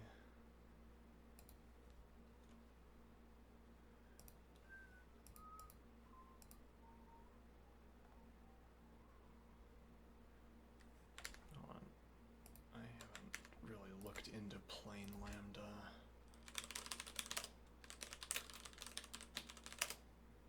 Does anybody talk about that?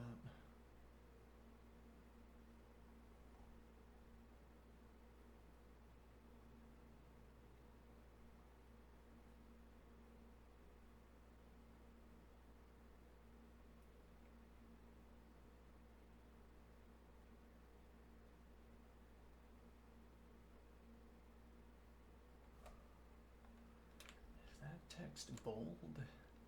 Yeah, it looks like it. Huh.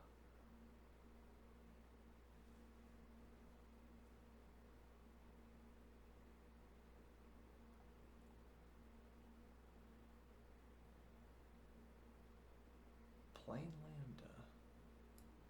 There's the only mention of plain lambda.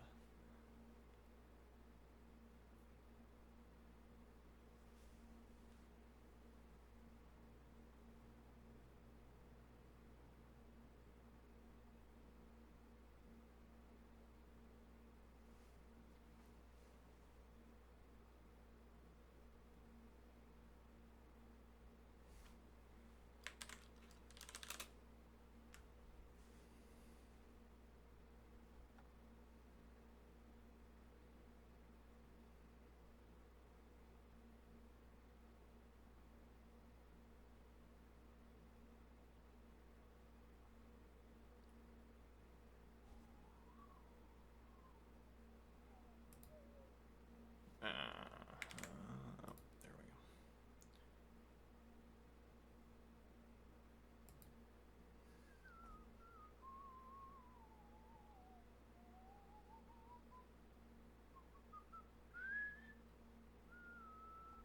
Yeah, never mind. Okay.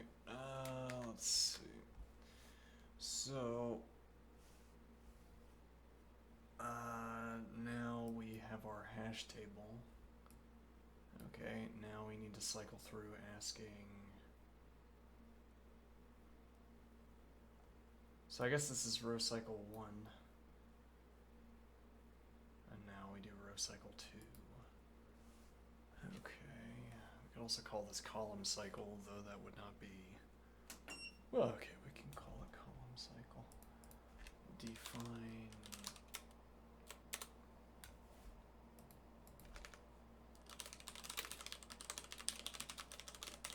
Column cycle function. Alright, this will be row list value. We're going to set this up for another for each.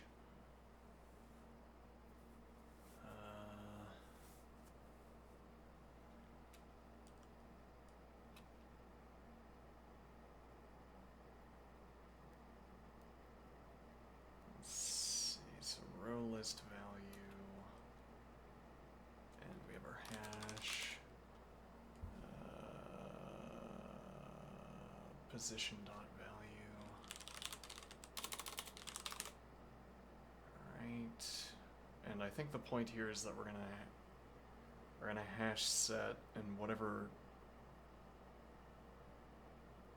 values remain, we can just return the value list at the end because we will have removed any cases that don't meet the description.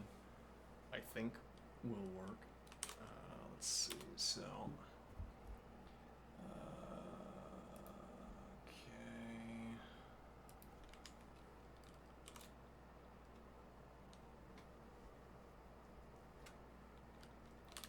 Console row list value.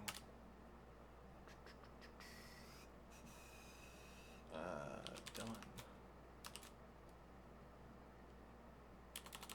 Actually, can I just do that, maybe?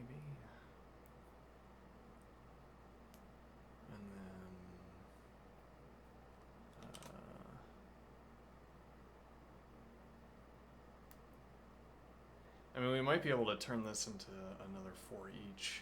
We might be able to nest for eaches.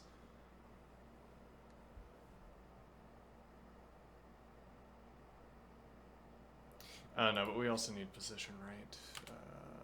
Position, yeah, okay. Now, let's see. Hash has, let me think here.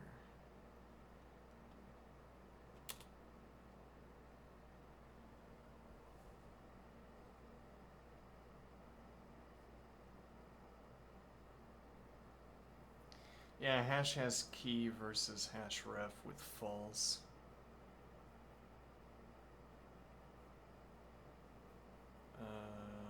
We could test that probably.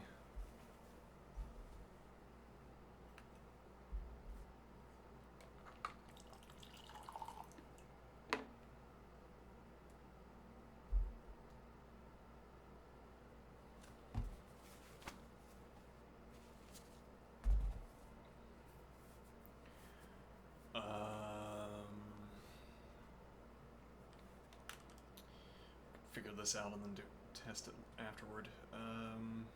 Okay. Let's see.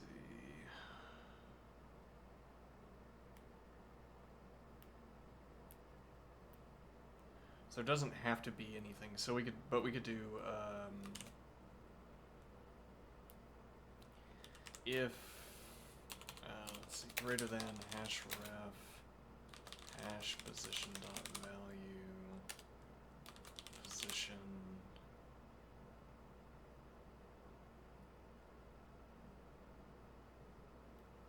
zero.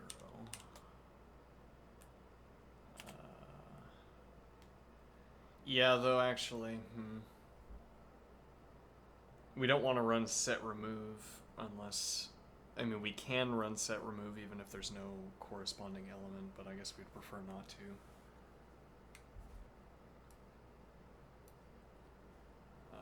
If we could say not hash has key.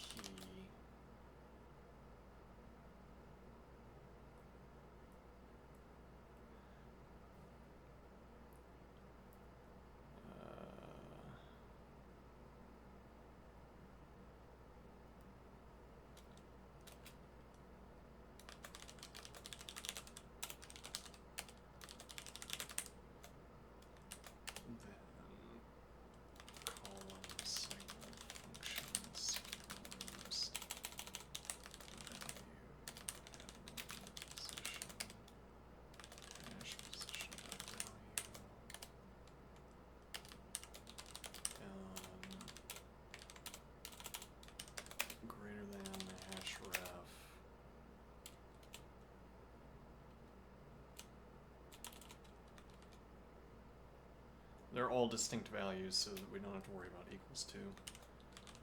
Less than hash ref hash position dot value position car row list value then hash remove position from hash position dot value and run column cycle functions list value position and hash position dot value else column cycle function list value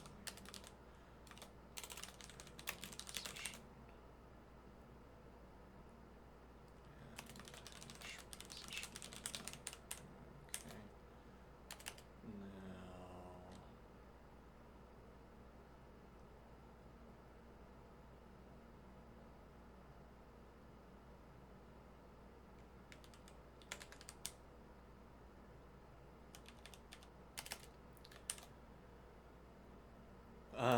then we run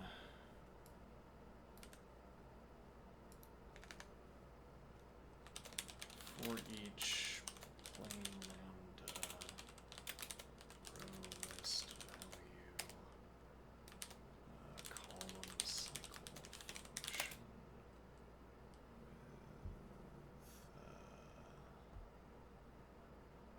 list value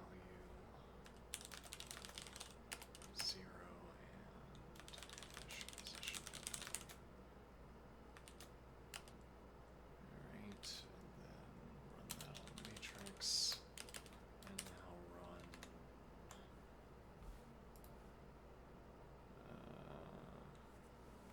let me get my foot in front of the space heater. My feet have been cold for 8 months straight.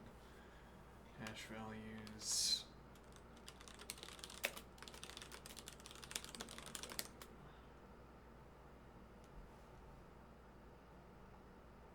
Okay.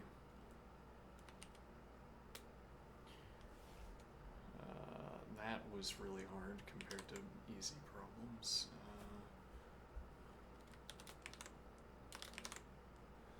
Alright, that's all the static. Now, does it work? No idea, actually.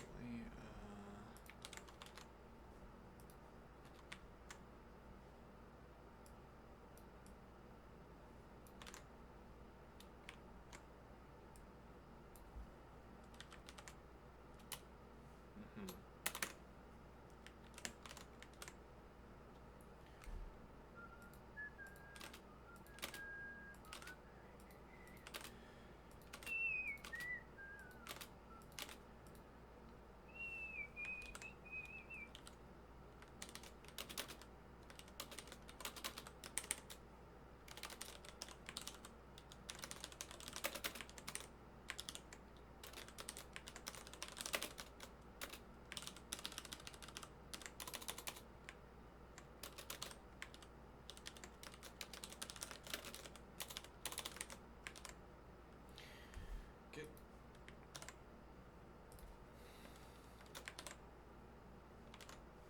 That is the correct value. Alright. That's probably correct then. What if I put a matrix that is actually just a single number in a box? Why would you do that?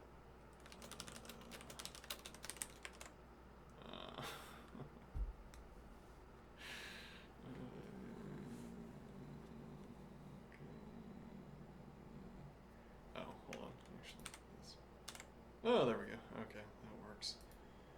All right. Any optimizations here?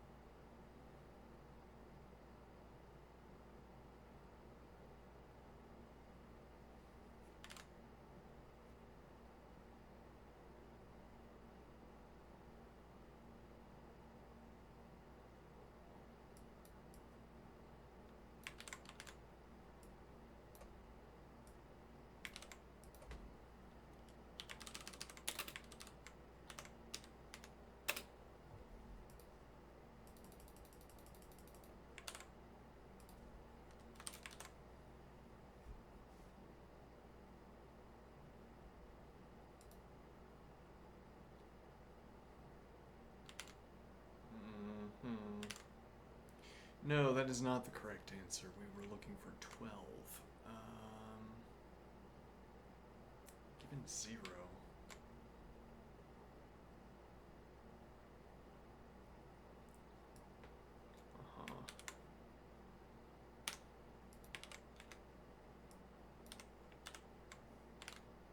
Right.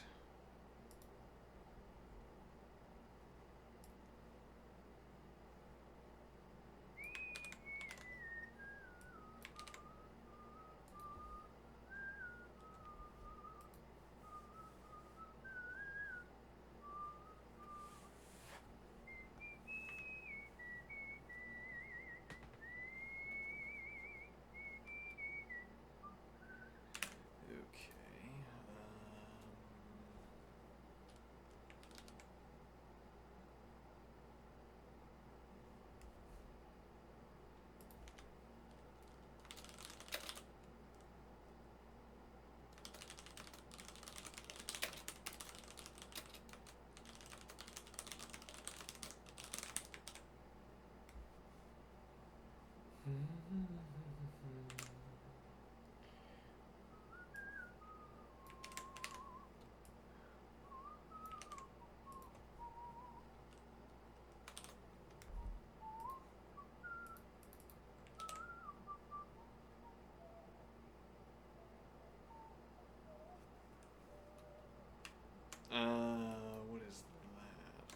position 0, 1.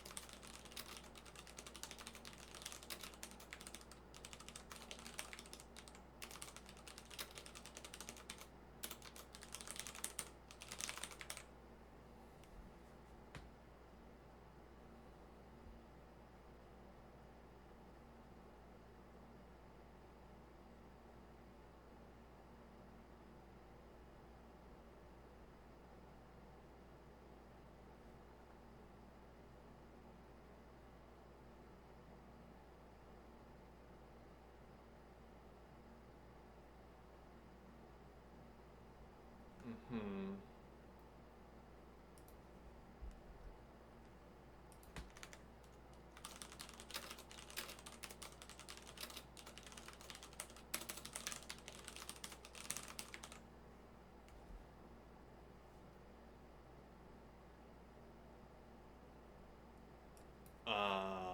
Yes, that is a problem. But actually,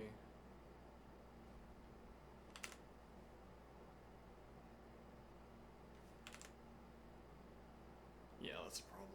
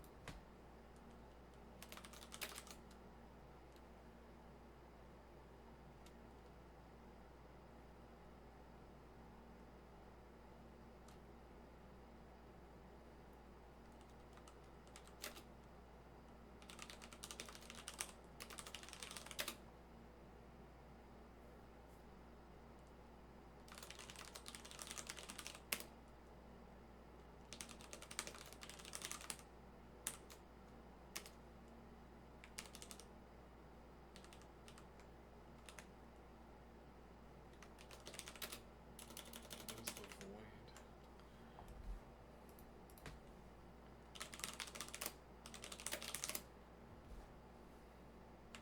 I can just do false.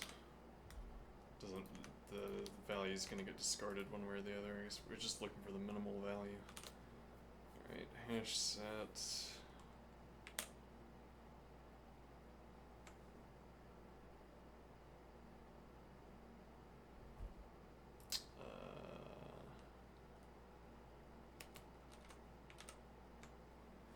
Okay.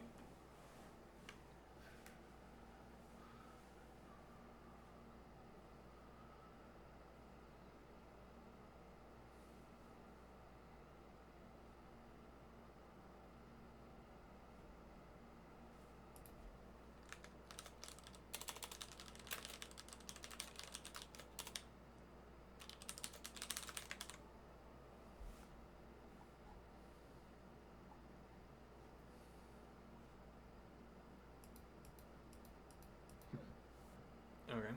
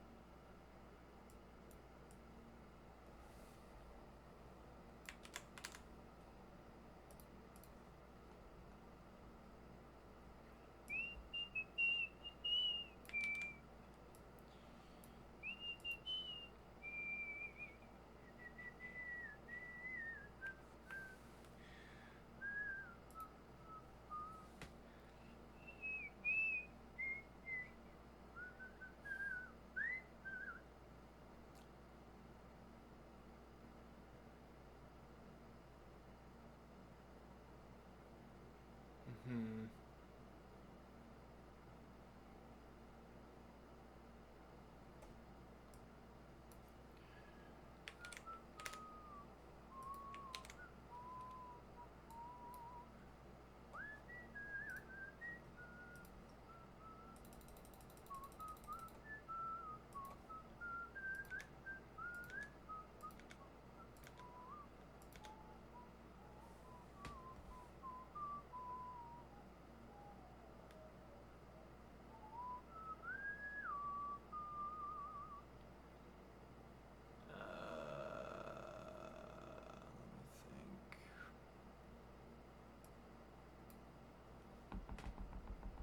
Let me see. No, I don't quite see. Why doesn't this get caught by column cycle?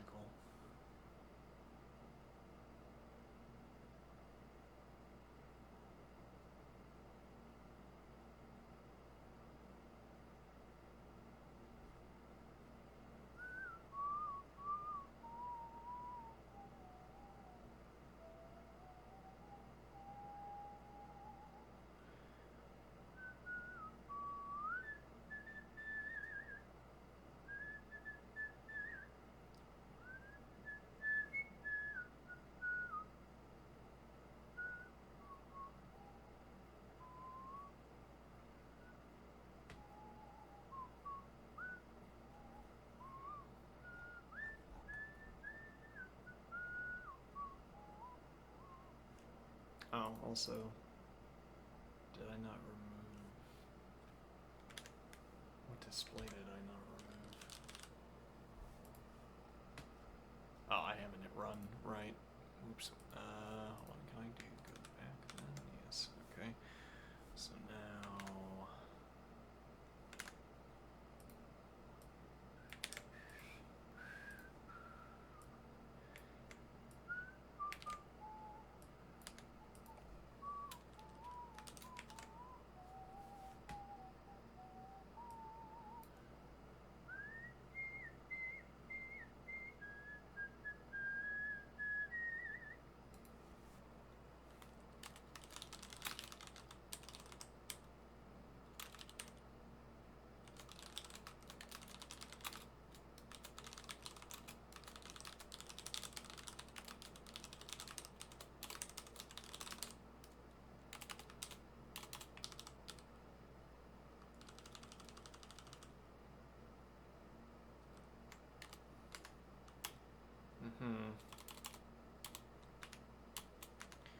Why does it think that's the correct spot? Yeah, whatever. Display.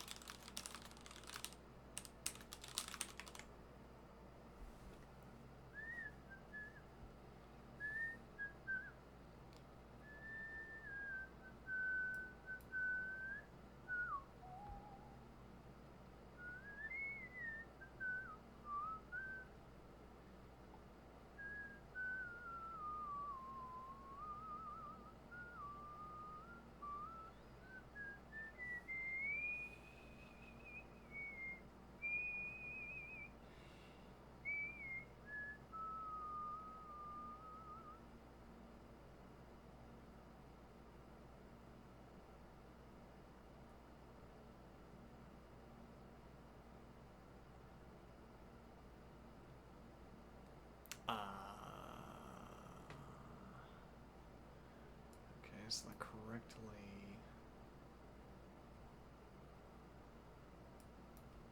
Hold on.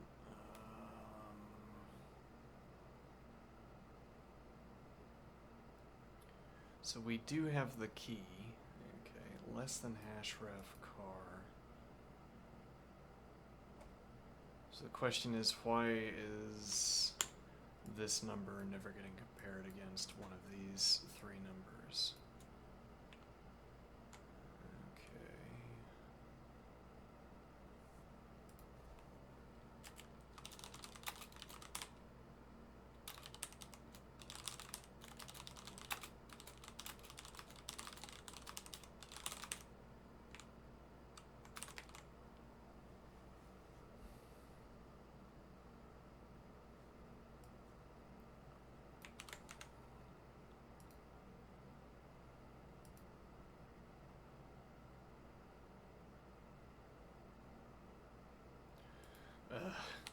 So instead we do display if null row list value null else.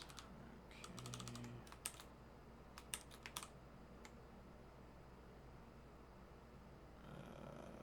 Bad syntax.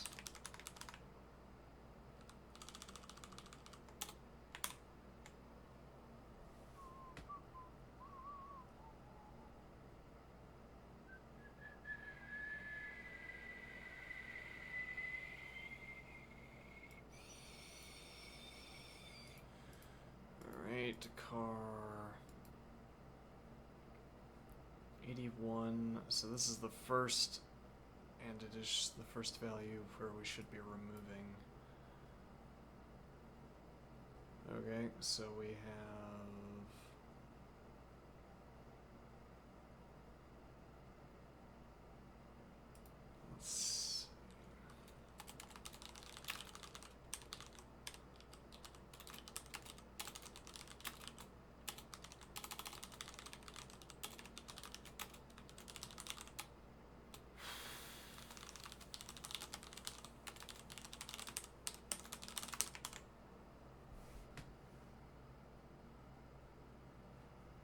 let's remove these displays.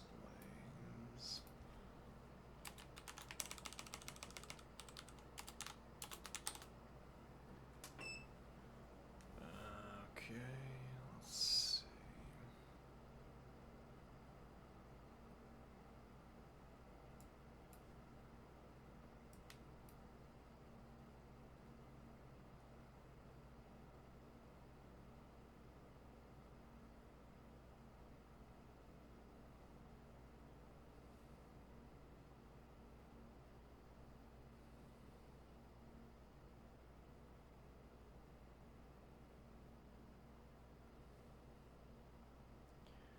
Alright, so we find where we have 81149.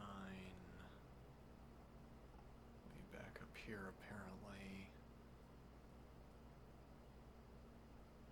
We could just do find. Alright, so the car value is 81149 and we're saying hash has key false. What?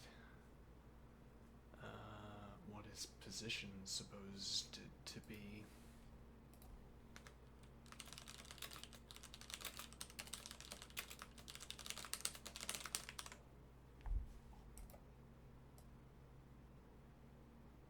Position 3.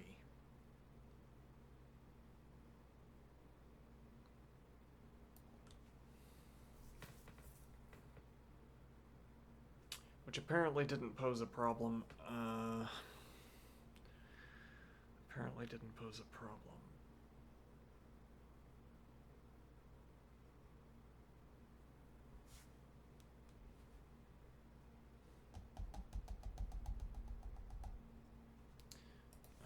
What? Show me.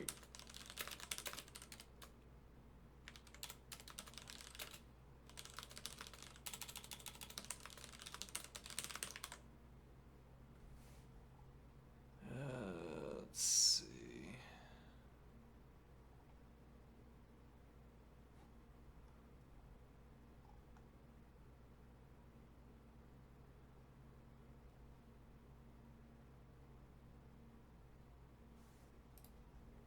Where did that value go?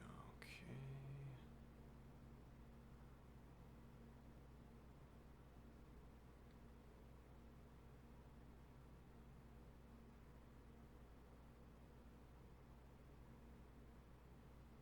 Column cycle.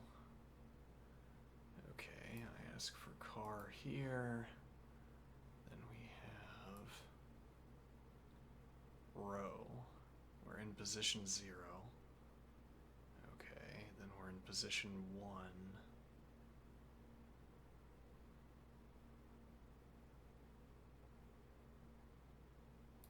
Am I not CDRing? But then how is this terminating? Apparently I'm not, huh? Okay.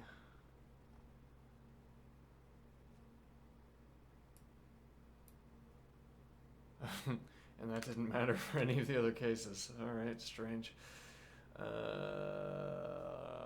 Let's see.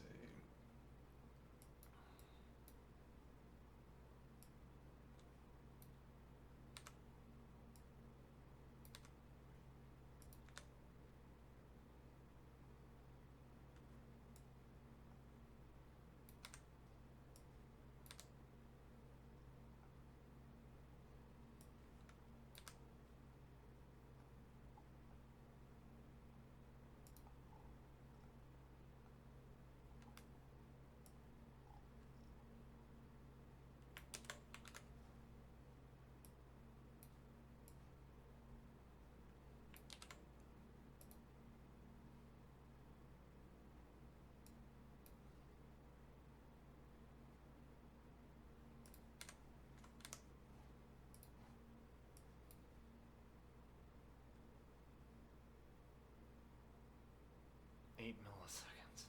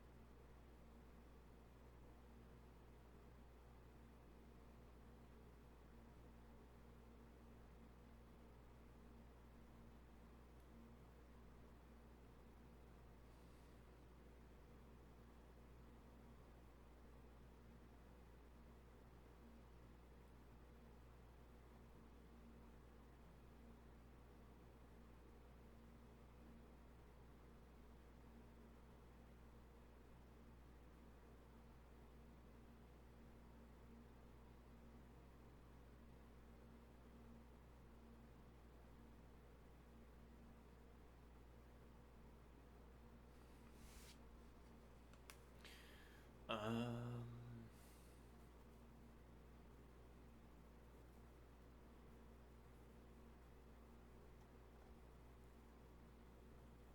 Unclear. Okay. I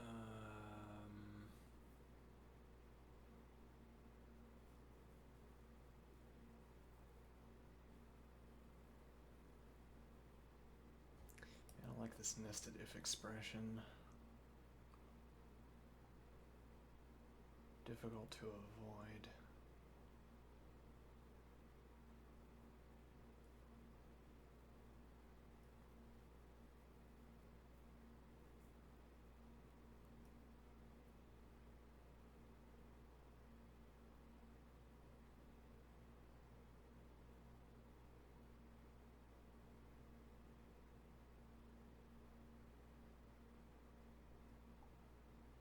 Makes me feel like it's because of these for eaches.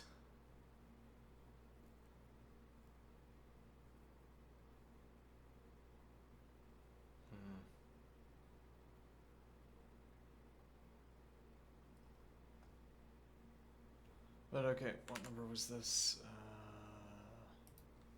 1380.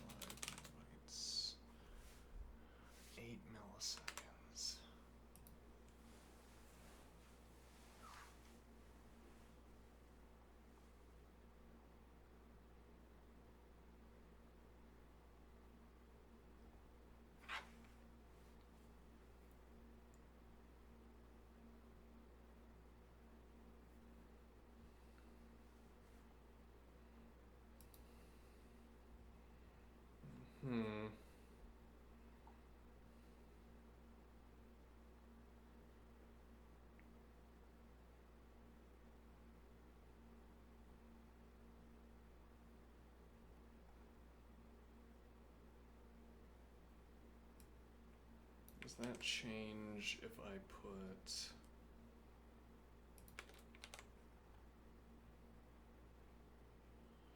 the hash table in here?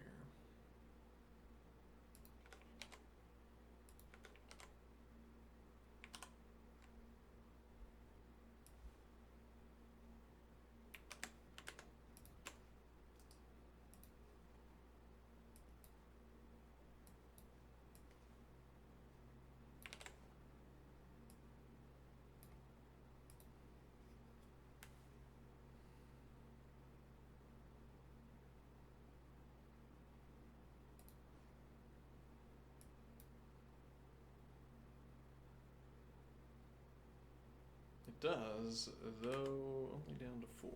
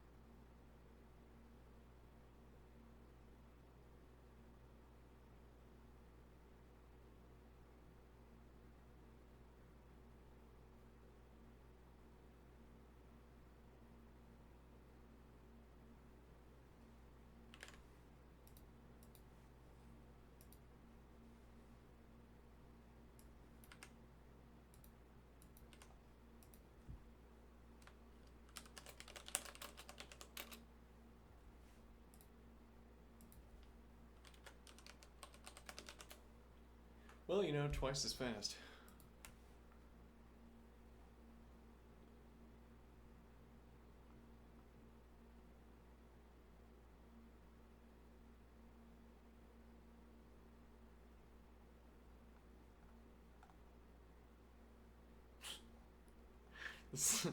This window has more syntax coloring than my dedicated IDE, my language specific IDE.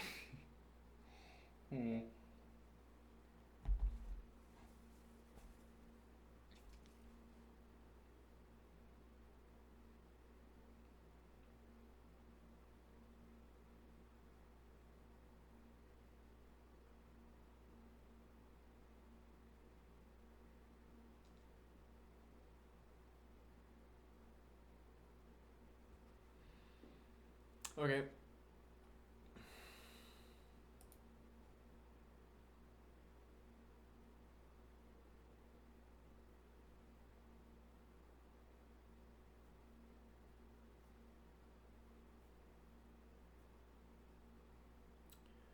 So we can exercise or we can watch chess.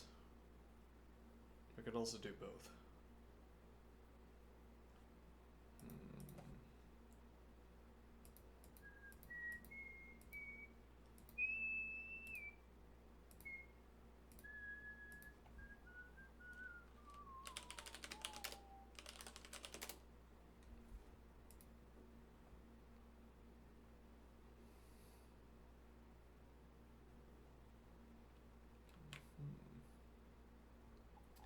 That person used to watch me, if I recall correctly.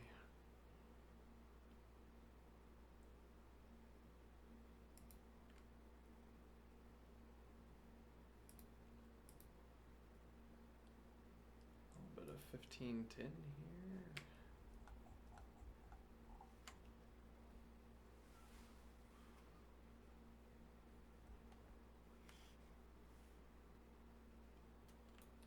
Do a good choice. I guess you take with rook and then have mating threat, though.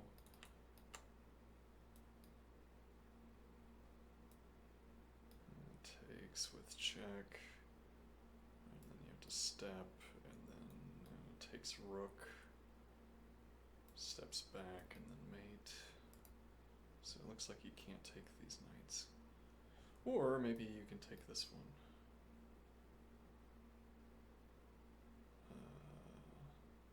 I wouldn't be happy about it, but I think maybe you can take this one. Take and then look to play that. Well, takes, delivers, check, steps, takes, and then challenge queen with dark squared bishop.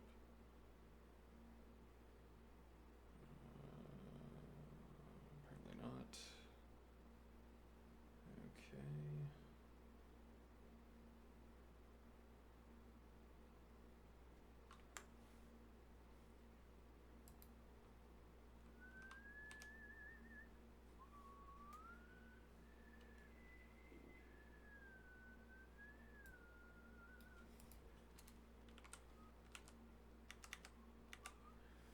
I guess that was a distraction. I don't know what distraction it served. If you take here, it's not with check.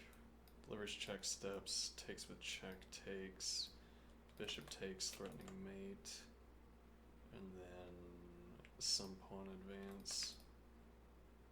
But you don't have the pawn advance. Delivers check, steps, takes, takes, and there's no defense.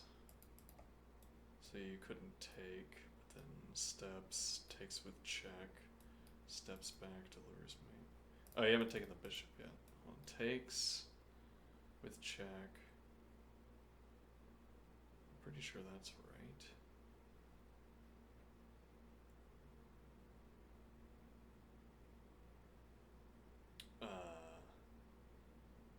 Okay, well, I hope there's a perpetual, I guess. Otherwise you have to play king steps, and then I guess bishop takes. Well, yeah, okay, king steps and takes queen, so you'd be losing anyway. Yeah. Delivers check, steps. Doesn't look to be any good. If only, but no.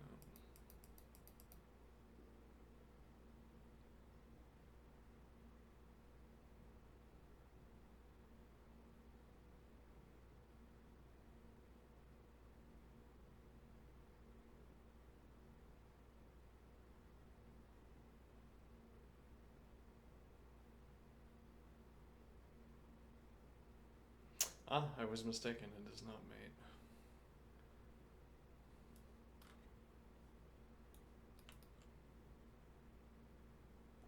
Yeah, you could move the queen to deny the mating specifically. Oh, no, you can't because the bishop covers. Though, interesting idea. Okay. Let's see here. All 10-minute. Everybody playing 10-minute. Let's see.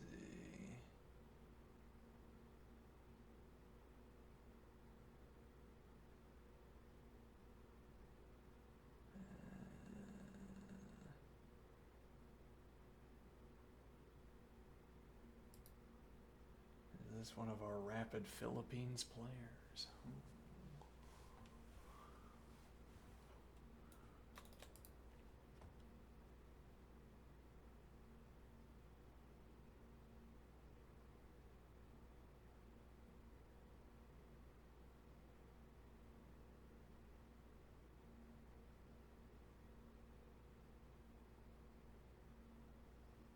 Okay. Queen trade, interesting. Yeah, I wouldn't mind moving the pawn towards the center. Okay, covers, I guess suggesting that this is bad. Oh yeah, I mean, opens up this challenge immediately with bishop support as well, and then easy knight support.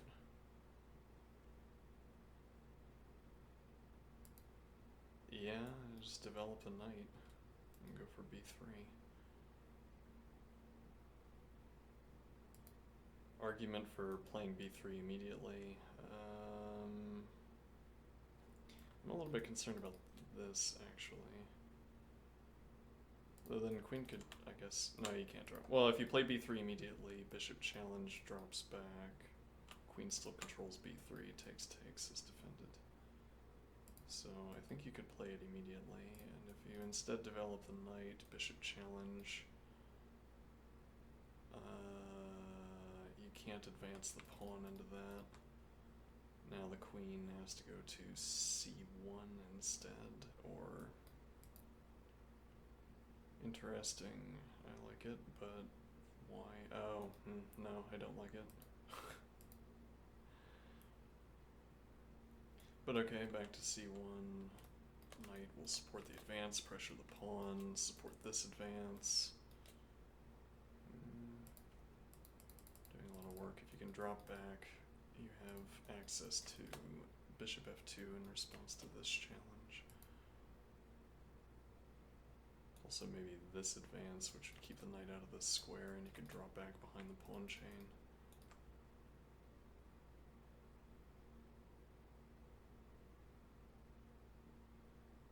Yeah, and only move would be... Yeah, you effectively have to drop back. You could play here, but takes, and that pawn is going to hang.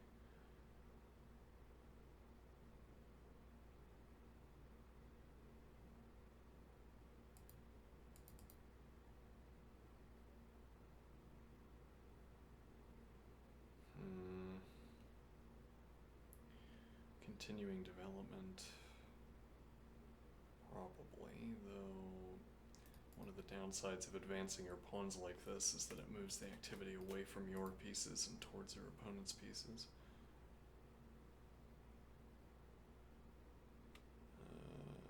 Okay, claims this challenge immediately. Alternative castling option for the king, if nothing else. With a fork. Similar resource.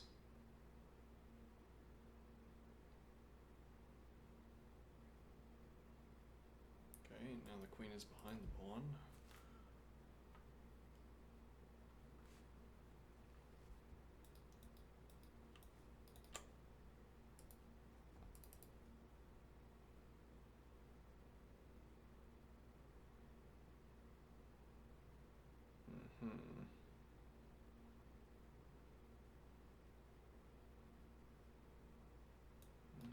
Proceed through to here. Apparently not.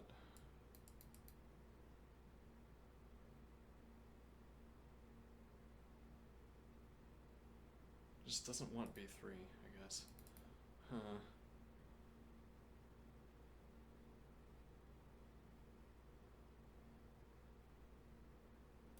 Takes, knight takes. Okay. Dark square bishop still not developed.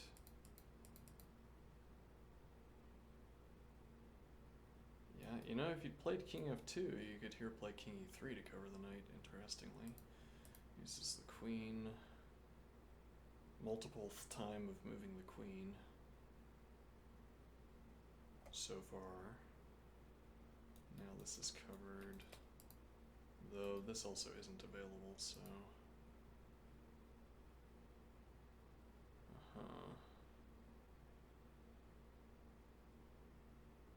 Another queen move. You can castle queenside. Also now threatening, yeah, the king.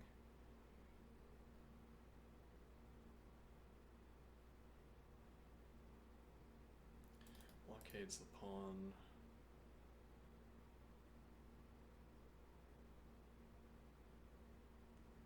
Dark squared bishop, pressuring here maybe, though rook g1 also preparing pressure against h4. Could be supported with queen, and vision is blocked by the pawn.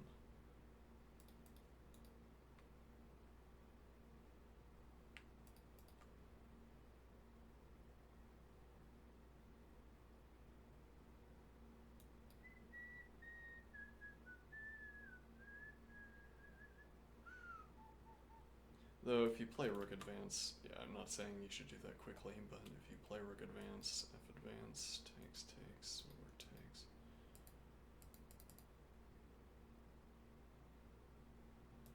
So also cover the knight. I kind of wonder what was the point of castling at this stage.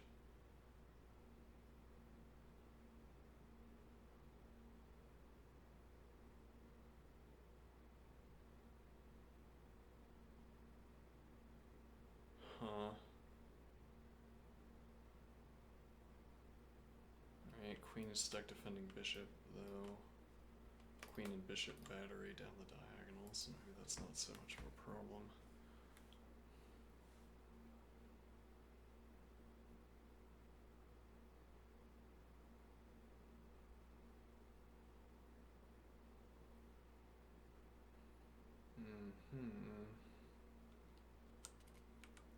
Right, because takes with check, though takes with check defended by rook.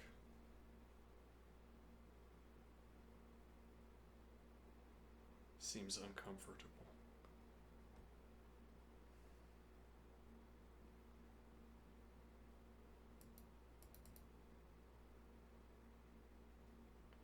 And this is also some kind of concern.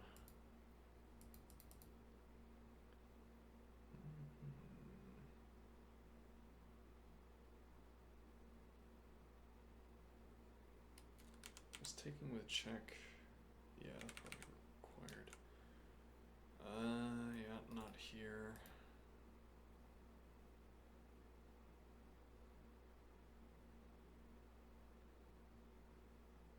Okay.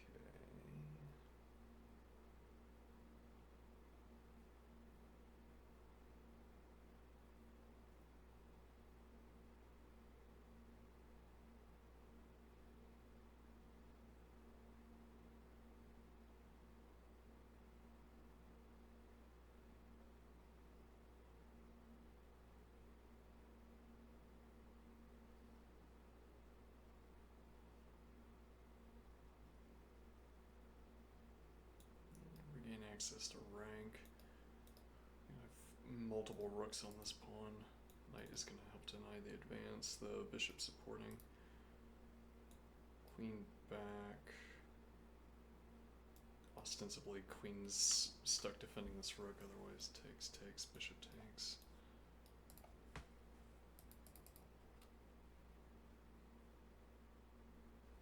Though also knight in with check, and if you play queen in, knight in with check, and then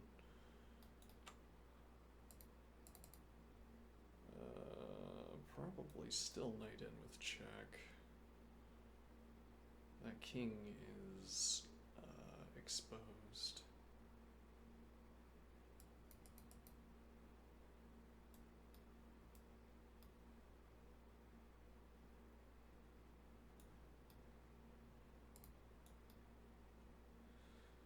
Yeah, I think this is where you make your opponent calculate, because this is almost certainly the right idea. Well, you also have this knight move instead, also defended by pawns, so you're not losing Timpy. Delivers check, now covering this square, which might be important.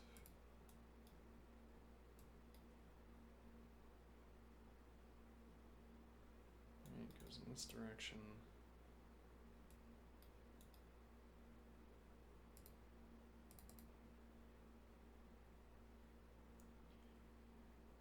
Yeah, though you'd like...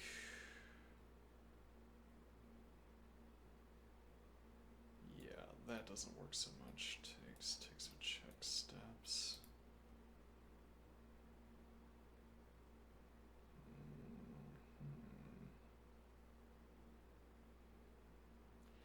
Actually, this might have been a justification for choosing the other square.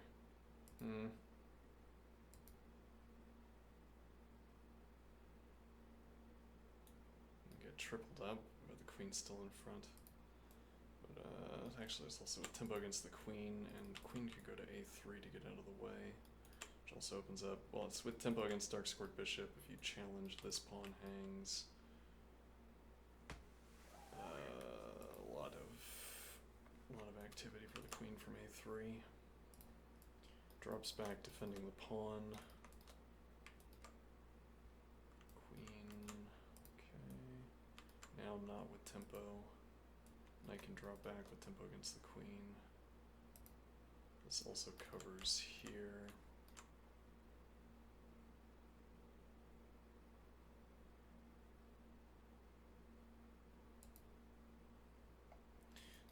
Idea of advancing this pawn.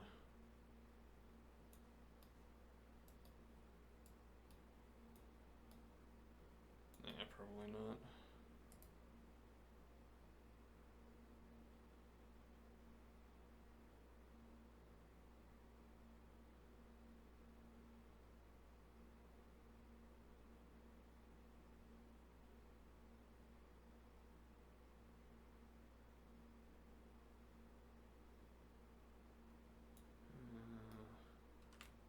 This check, queen in her position, is not persuasive.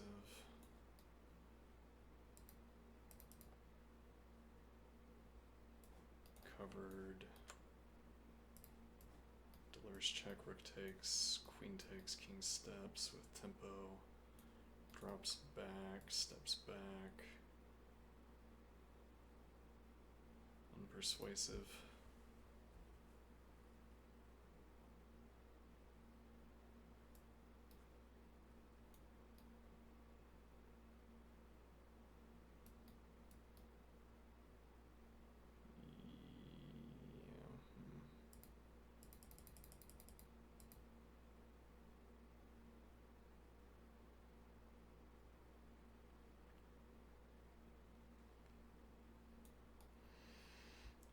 E1 is an easy improving move for white.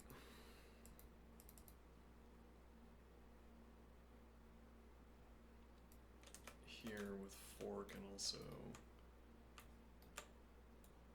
supporting rook incursion on E7.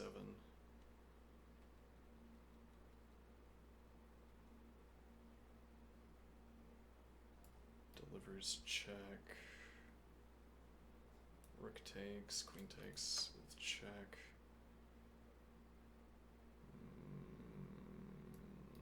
King steps, I don't know, it's difficult to look at. Actually, there is no rook e1, whoops. Oh no. There's also now no queen a6. This is looking here. Though your ability to take that is questionable.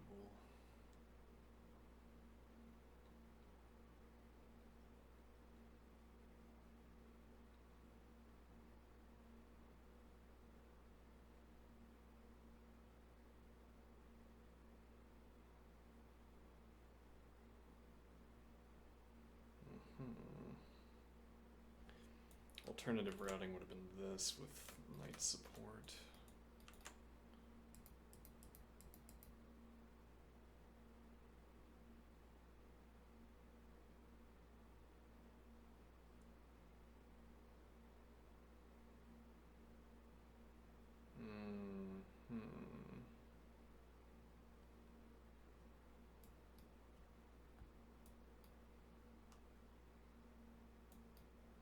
This, if nothing else.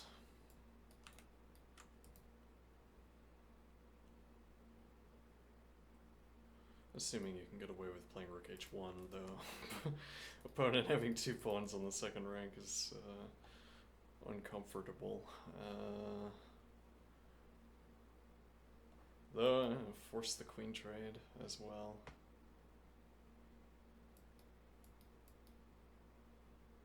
I don't know how persuasive that is, it's difficult to defend the pawn.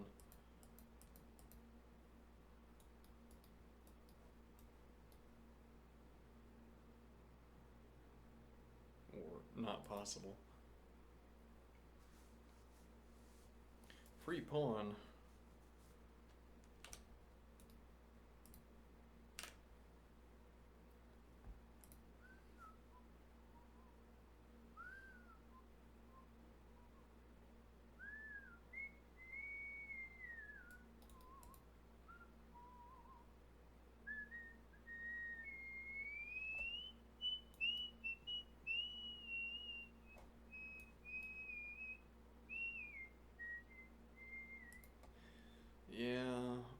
like the idea of getting the pawn in range to keep the rook on the back rank, but... Oh, timeout.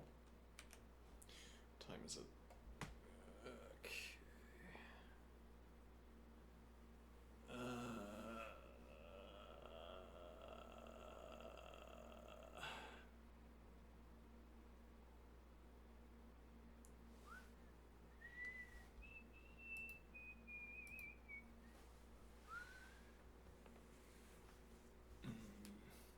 The things I do for math and computer science.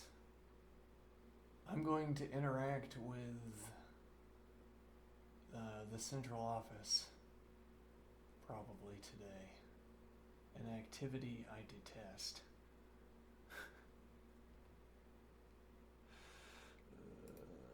Central office. Oh no.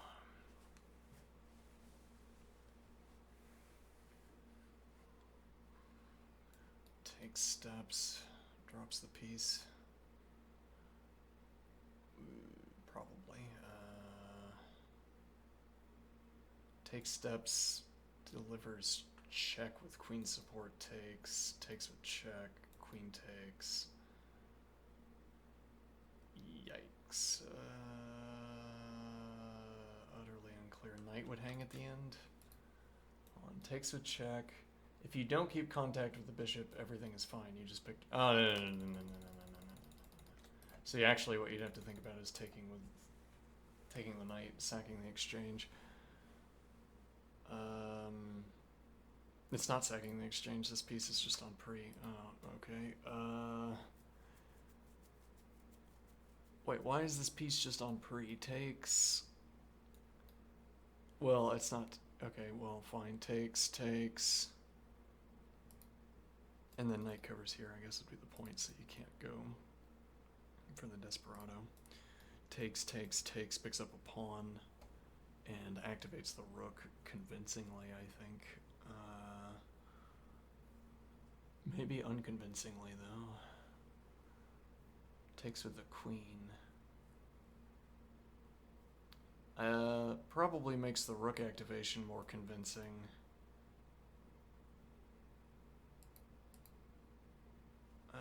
Now if you step here... Well, takes, and you still have to spin the tempo taking this.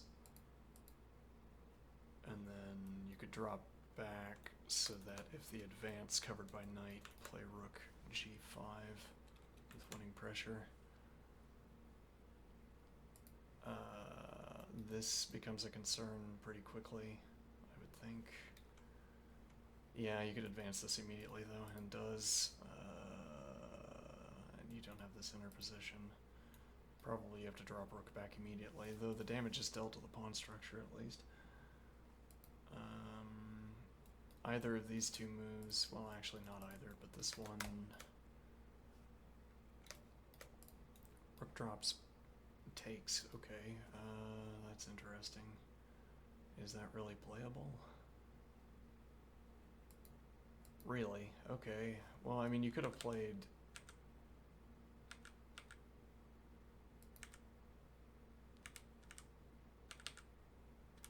Actually, I don't know what you could have played, now that I look at it. Okay. Yeah, takes here. And then you can't take because queen. Unless you somehow have a mate, which actually doesn't look that unlikely. Takes... Here, takes queen, which doesn't happen with check. Delivers check. Let's see, steps. Okay, bypasses. Yeah, now you have to take though. Yeah, and now it amounts to this. Oh, you could claim tempo against the rook.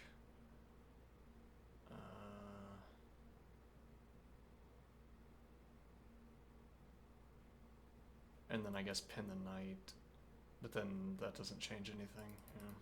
Yeah. But now delivers check steps. Delivers check with knight support with fork. Yeah.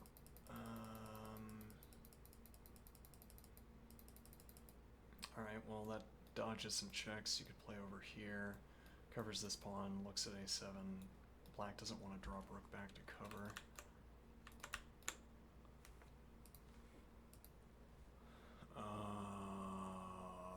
Instead gives up the pawn. And gives black a passed pawn. The white's also way down on time.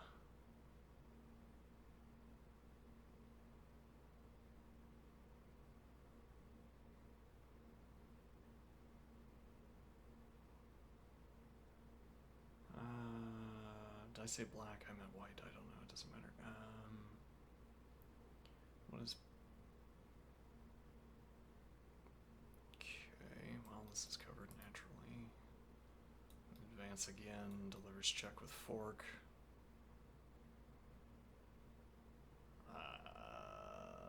Okay, with tempo against rook. My rook drops back, you take the knight, so instead takes rook.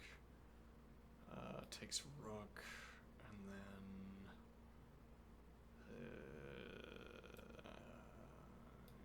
here maybe, though advances. That knight doesn't have a good idea for winning one of these. Well, I don't know, actually. If it was takes with check makes sense.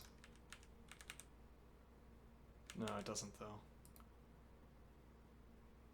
Yes, well, the thing about grandmasters is that they make your O's correct. Like, oh, makes sense. Turns out it didn't make sense here. Okay.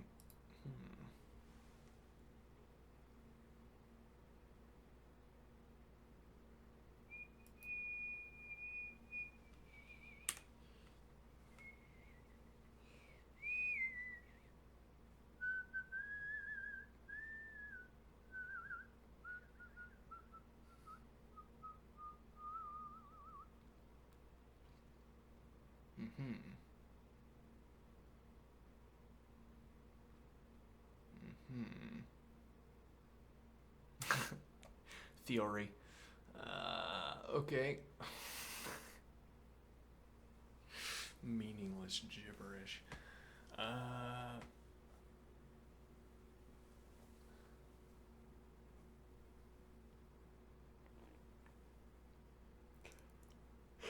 Theory.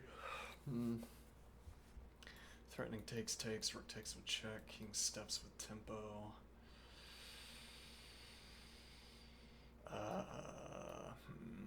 Back with pressure against pawn, maybe. And then along with knight and queen. Castles out. Still pick up the pawn. Now rook defends d4. This also lets the queen back into the game. Well, it gives ranks anyway.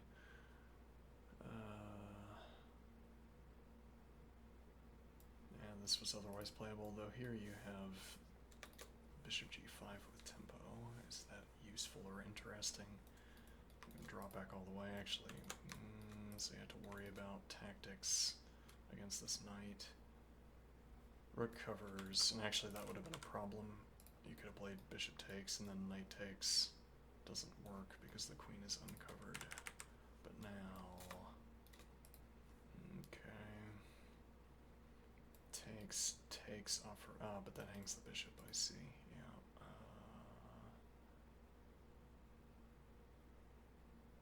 Otherwise you could step. Takes, hangs the bishop. Yeah, no, this game's gonna be over and they're both going to have 7 minutes, and then they're gonna wonder why don't we just play 3-minute chess if we're gonna spend 3 minutes of time.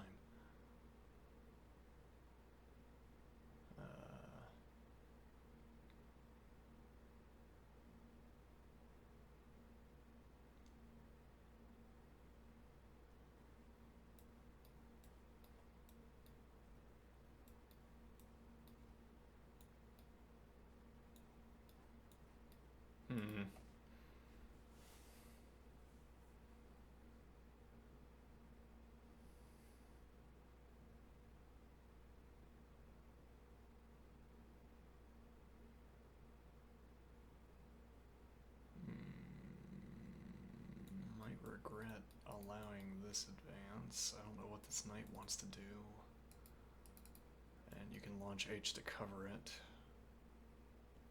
arguably activating rook on H8. It needs that coverage. And also activate rook on G8 instead to cover and keep the pawn back. Queen would cover the pawn on H5. Advancing into an already damaged king structure makes some sense, but black declines.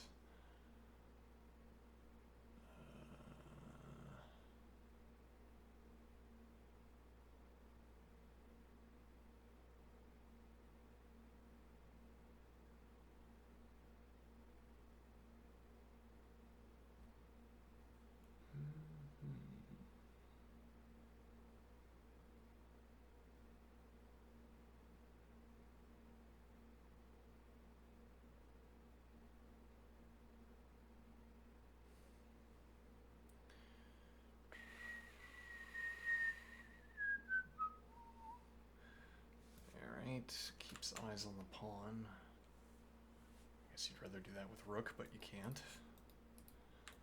Also, eyes on this pawn. Rooks are connected.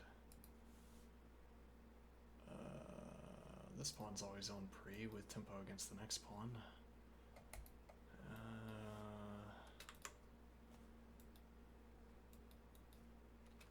Yeah, the king's completely exposed though.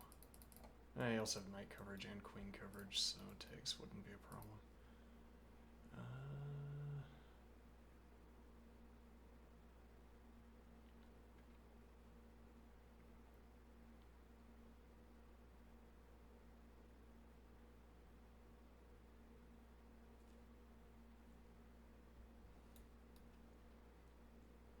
Seems like a knight move is prudent, but what is a good knight move here? I mean, knight back to f1 maybe, and then through to g3 with eyes and potential. Okay. Oh, saves the pawn. Alright.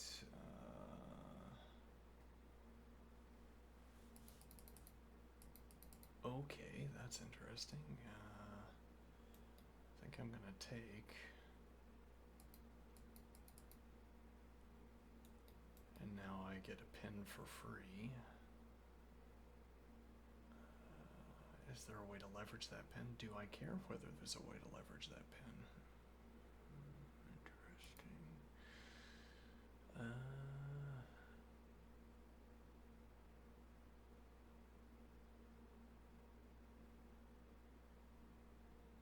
Black hasn't found a way of activating these rooks, I feel.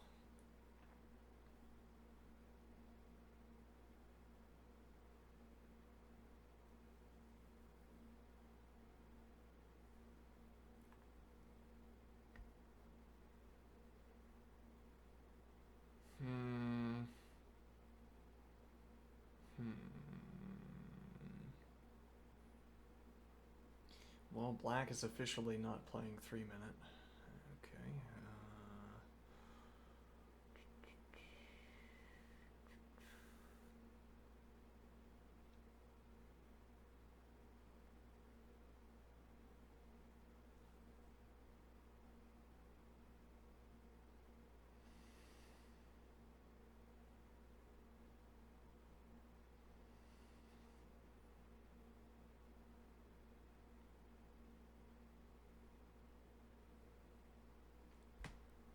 I guess black's knight is not so happy either.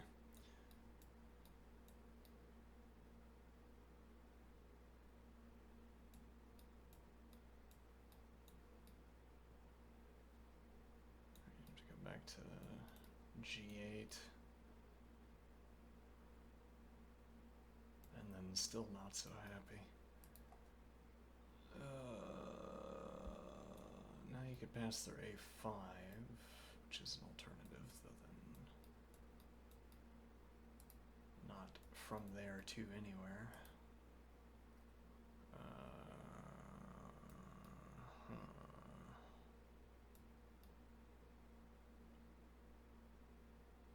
I guess, yeah, this would come with tempo.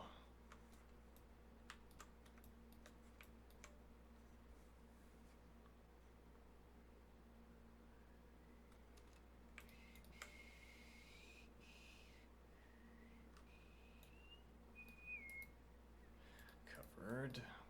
Denies the queening.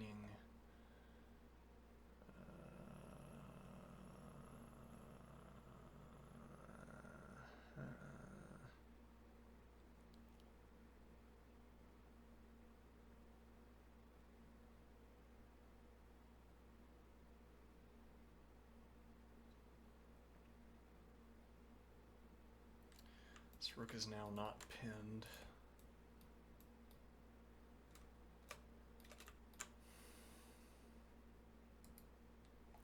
This square in the meantime, denying this advance. Tempo against pawn.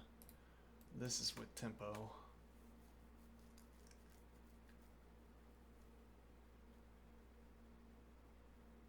Probably worth claiming.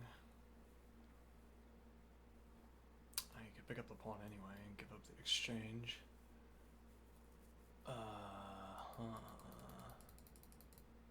Takes, queen takes with tempo against the queen, queen takes, rook takes with fork. Yeah, well, if you played knight d7, you'd have to follow through before you could.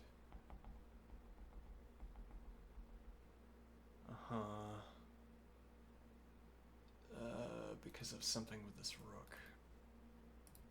Now, here with tempo, but you don't have... Well, you're still threatening the knight, for whatever that's worth. You also have eyes. And actually, you're also threatening mate. Reaching the conclusion that there's nothing to be concerned about. Intriguing. Whereas if you'd held out, you had the back rank.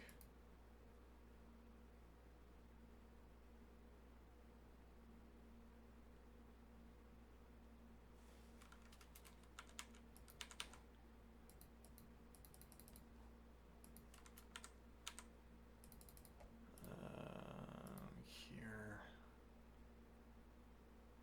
With tempo against the knight. Not clear what you're supposed to do here. I guess this, and then the knight covers. If you take here, now you're threatening back rank again, either of these two. Like here, I guess. Well, no, that's not going to work because delivers check steps queens is also mate, so... you could drop back, which also looks at this pawn. Okay, and now if you try to back rank me...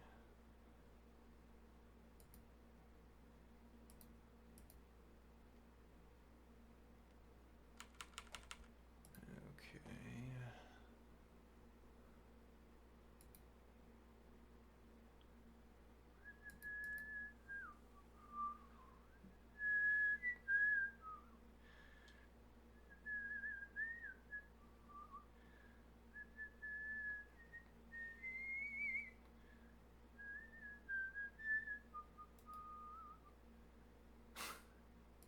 If I ever get invited to play the first move, the ceremonial first move, F3 exclam. Yeah, like F3? Keep the move. I'll slip you 100. Keep that move on the board. There's a cool 100 in it for you after the game.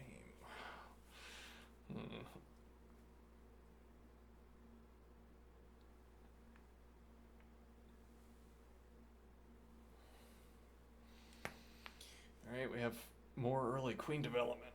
That's interesting. Okay, so this being developed out, I'm wondering if not, just F3, just play F3. Easy drop back for the F3, you retreat, drops back to G3, knight H4, you drop back to F2. With tempo, so it could still happen. You can't advance in response to this, presumably. Yeah, this seems strangely popular. I guess here with tempo is playable.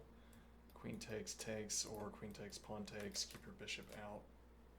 Though then, yeah, that doesn't work, so... Bishop defends queen, nope, alright, covers, eyes on H2. drop back with the bishop. You can pick up the bishop pair, though. Maybe you can't, actually. Alright, now here, takes is available. Okay. F3 into castle's queenside, into king b1, or with or without king b1. Yeah. Oh, there's also king f2, knight e2, and rook b1.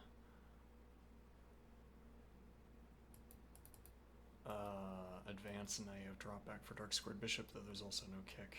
Actually, yeah, you'd have full control. Just, now there's rook activation.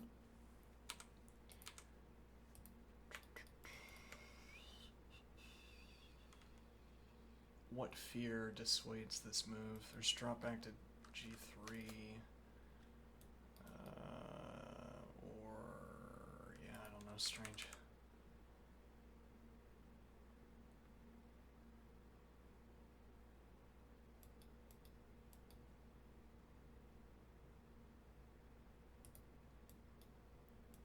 Trying to launch H against the structure while you have this diagonal pressure, maybe. No coverage on this pawn, so you have to allow trades off.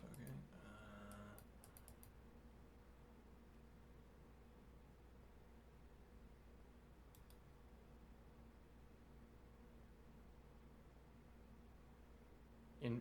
Why would that be preferable to king f2?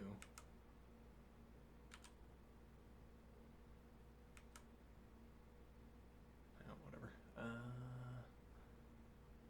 Alright, denies this drop back. Okay, I guess that's the explanation, because you have this drop back, fine.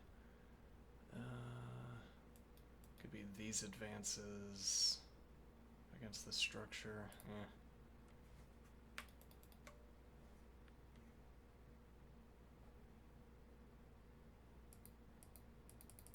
That would also give up the navigation square for the knight. You'd have to be in... Well, and then you couldn't advance again either, because that would still deny this square. Okay, follows through with a knight, supporting this advance instead. You have the minor piece support. You could go for this advance.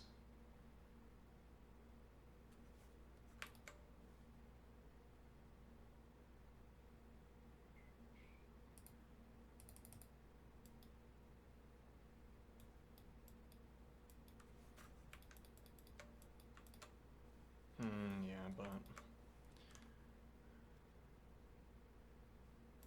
and you're gonna keep the diagonal. Interesting. Doesn't stop castle's queenside.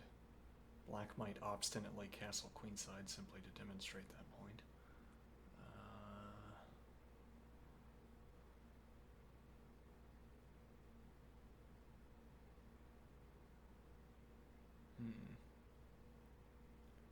And this has opened up this square again. Whether that's a good square? No, not really. Yeah.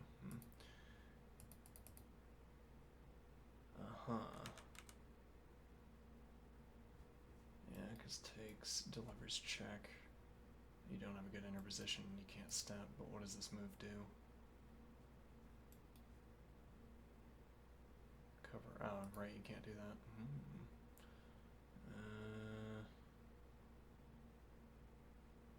Yeah, and then here with check instead is also unsolvable.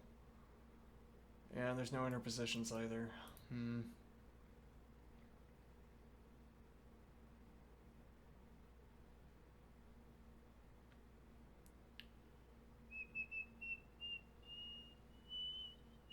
Yeah, again, you get a lot of work out of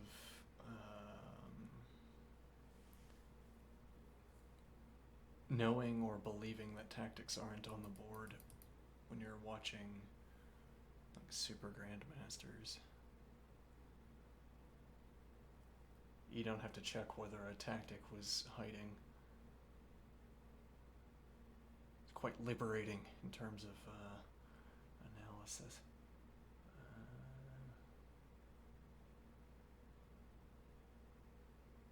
Is there any solution to this?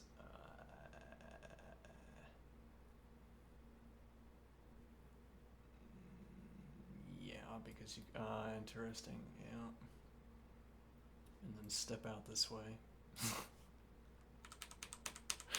Black might castle queenside to obstinately to observe that this queen is not stopping it from happening. Though you also don't have f3 because your queen, or rather f6 because your queen's on f6. This check, you step back, and then takes with fork. Also, rook is looking at these two pawns. Or rook takes with check. Okay. So now force queen trade, or keep grabbing pawns.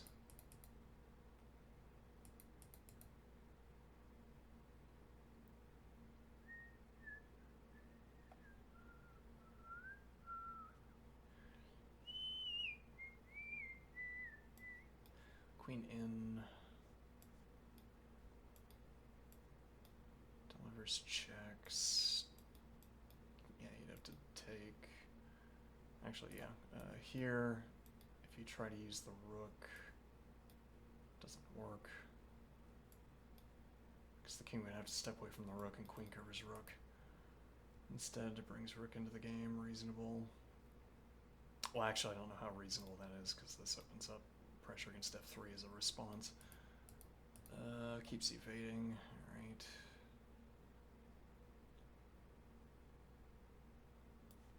I'll go ahead and continue with this, and keep the queen on long range.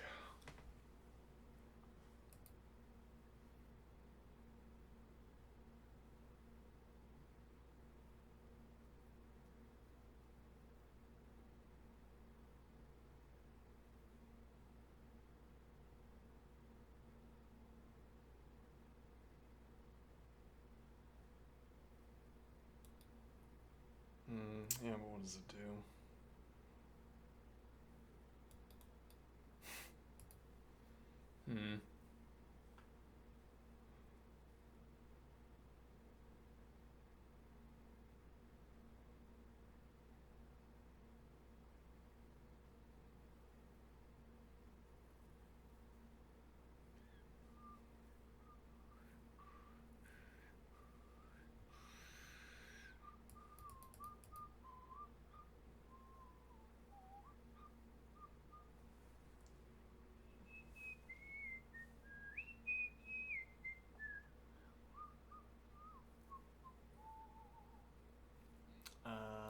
Idea of advancing this pawn and trying to gain some mobility for the queen, or advancing this pawn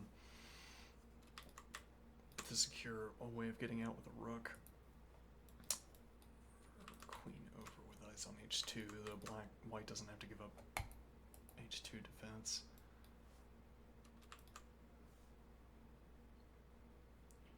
Yeah, queen covers b6, so... Am I going to take the third pawn? Yes. Of course.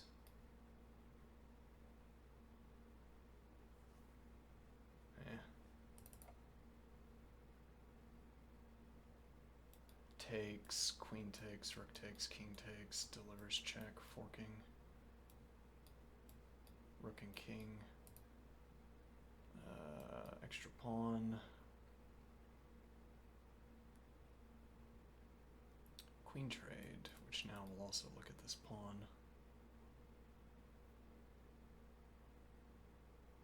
Easy king development.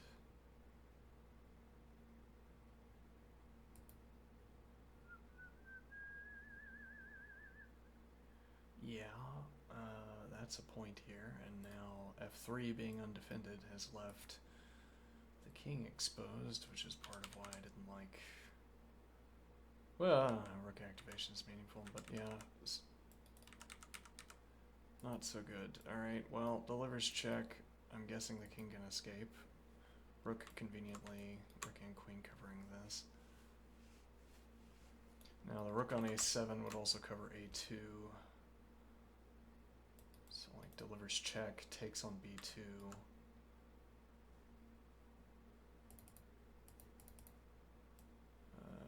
Delivers check, steps.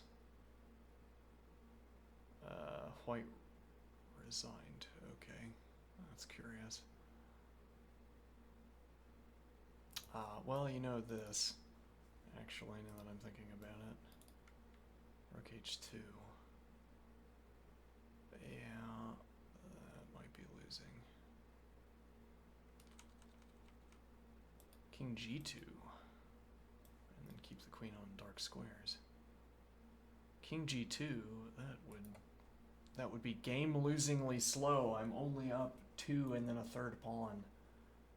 King g2 would be game-losingly slow. Consequently, I will sacrifice my f3 pawn. Alright, let's see. What time is it? Yeah, okay. Let's take a quick break, and then I'll watch another. Be right back.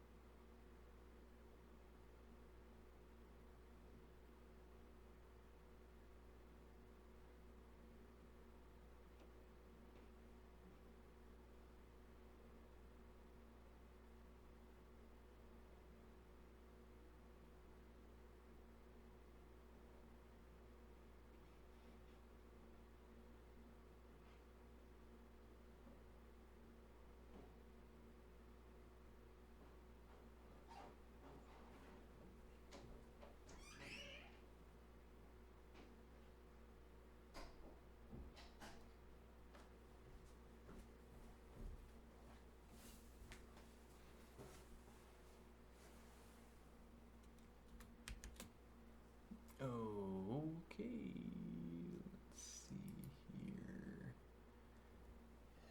Alright, so the Sicilian. The plain Sicilian. No modifiers. Alright. Putting on a second pair of socks because my feet are bothersomely cold. Let's see.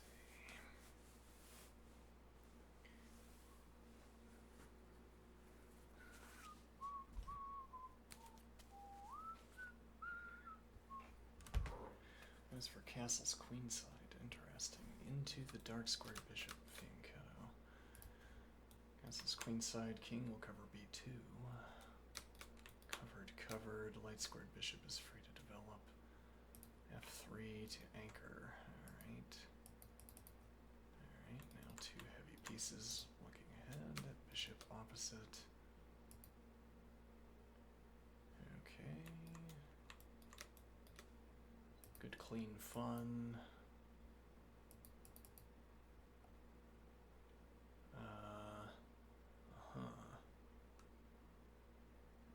Maybe still theory, I don't know. Could be.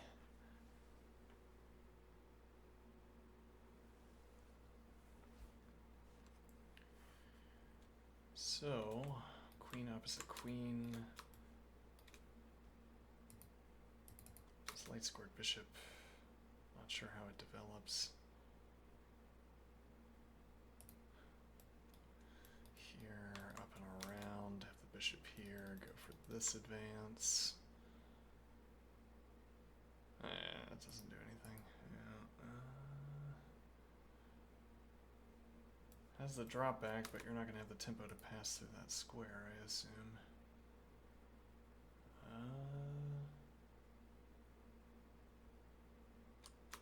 Knight, bishop, but advance, knight takes, rook takes, bishop takes, queen takes is probably fine for black. Maybe not, because this is hanging at the end, though, if you play something else. If you play this advance, for instance. Takes, rook takes, bishop takes, queen takes, bishop takes is available.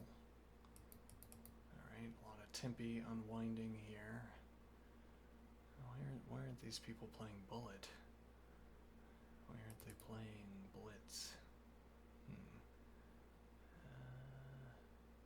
Bishop's exposed. Yeah, but that, so I mean, spending this tempo kicking the knight means that you don't have this option anymore. Knight takes, rook takes, bishop takes, queen takes, bishop takes. Seemingly you did have that option. Well, no, yeah, because it'd be something like this with tempo against the queen, and then queen and bishop looking at b2. I guess maybe you didn't have that.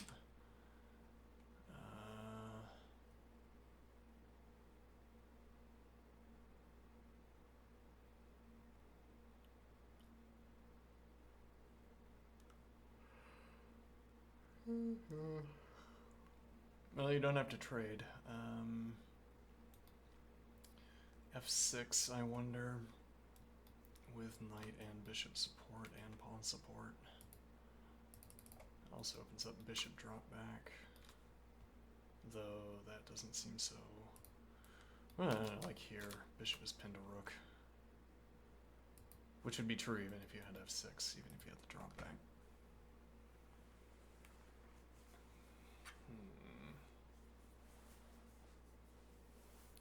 King takes, interesting. This is on the table. Delivers check. Takes, knight takes. Now knight is pinned to king. And he can't take with pawn because this would hang.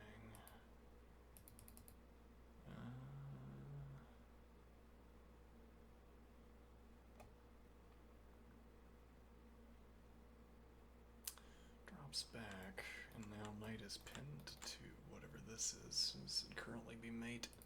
Well, not pinned because you could draw back specifically to g7, but you can't go forward to f4.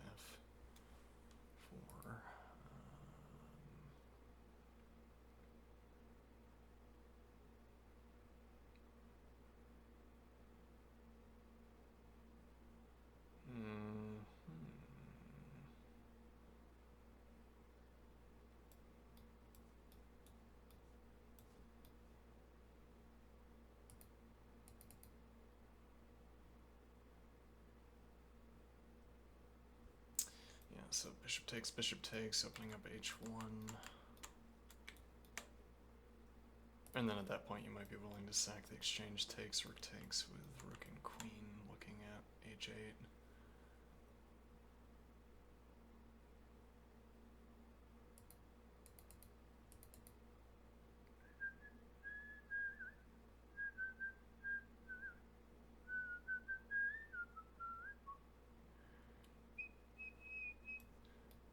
Takes.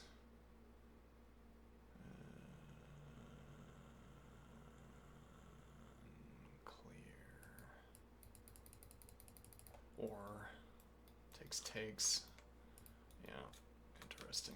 Bishop here you can't take because this with tempo and your knight is pinned to mate.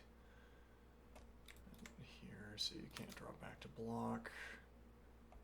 Yeah, though here takes back to g7 specifically. Okay, but then rook off the back rank, other rook onto h1, and then initiate the threat.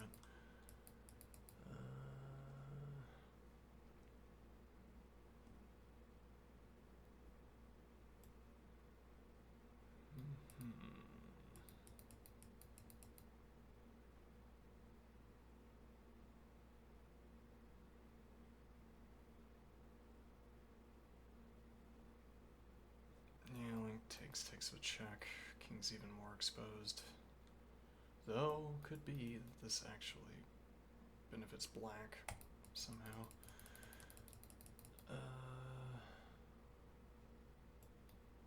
Takes. And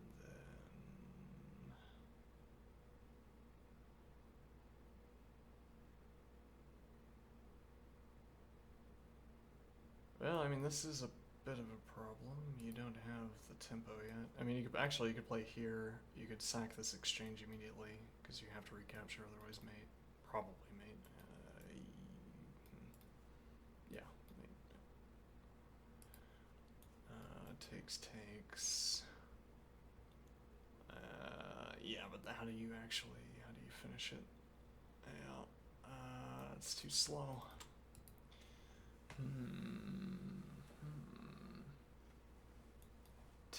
Rook takes with tempo against the queen, though knight covers.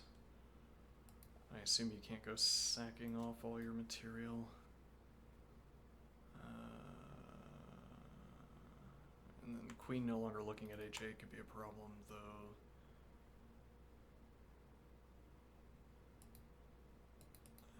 Let's see.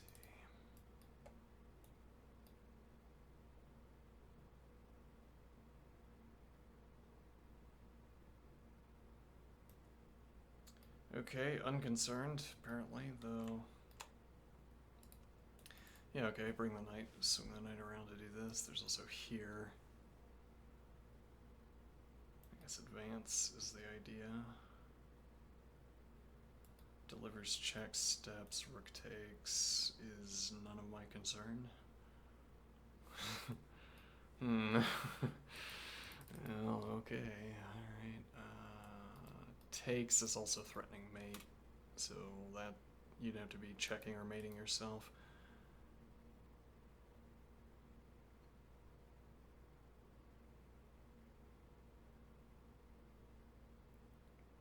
Alright, I want to play old person chess.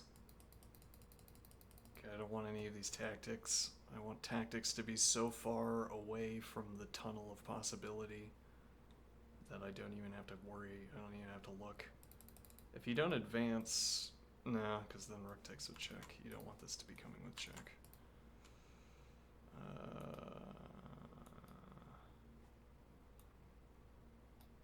Yeah, I mean, I guess you just don't have to care about this. Also, knight covers here, but that wouldn't be true, so advance steps. And now, I don't know, shuffles. If you play knight in, delivers check, forking. Takes, would then be a material question.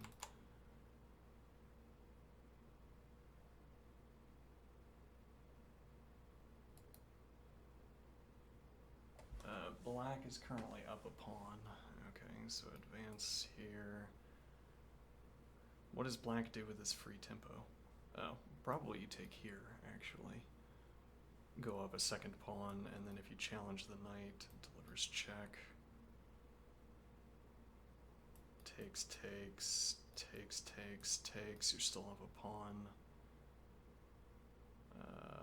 Rook is defending.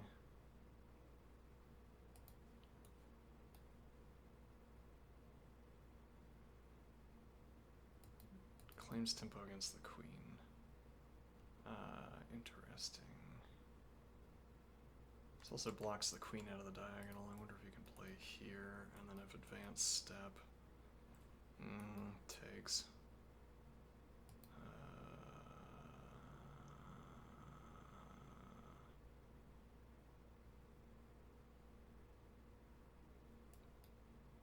No.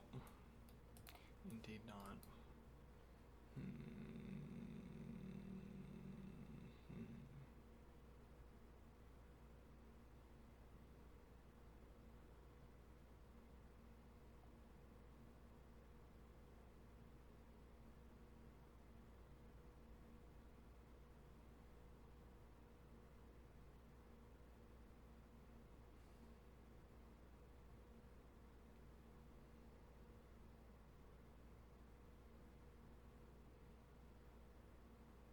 Okay, gives up the diagonal.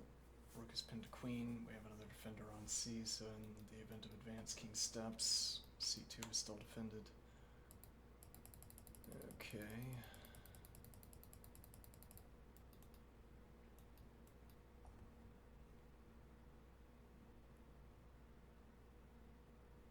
Yeah, that could be a concern for black. Option for white. Not so much now.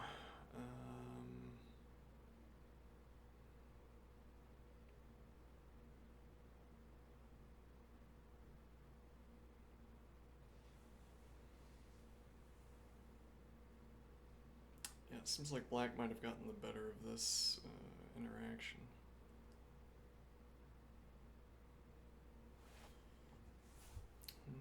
Blockade the pawn, maybe. It's currently undefended. Yeah, though you wouldn't be able to... Well, actually, yeah, because rook is kind of misplaced on the fourth rank. Advance takes, you don't have rook over.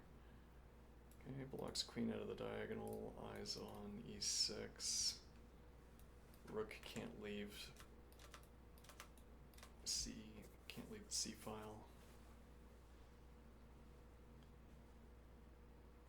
Oh, actually, also here.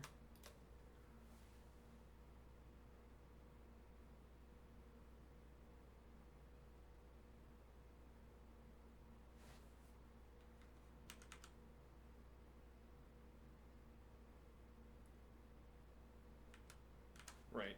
Rook is on pre, but need to get mated.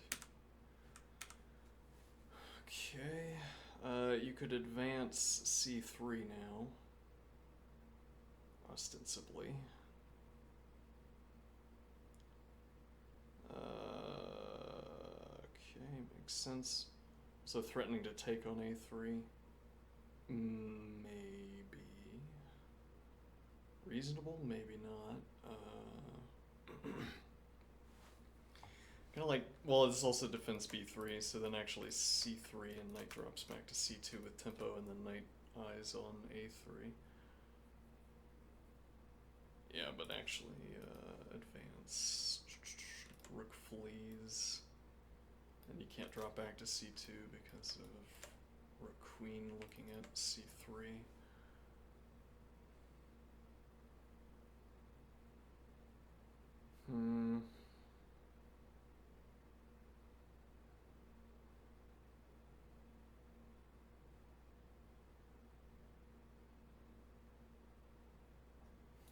Take and then drop back and then play c3. A5 is going to be a problem at some point. I wonder if a5 is less of a problem after king takes.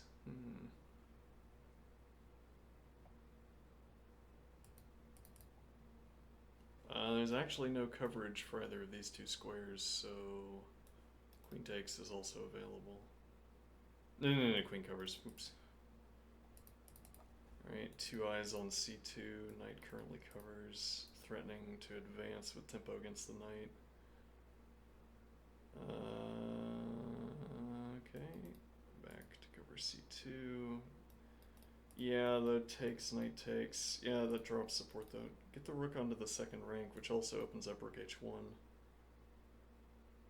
If it's not too late to do this.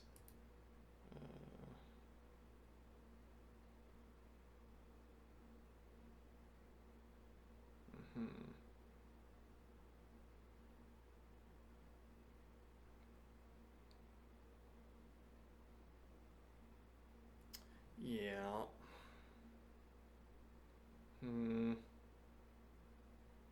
Now you can't activate this rook.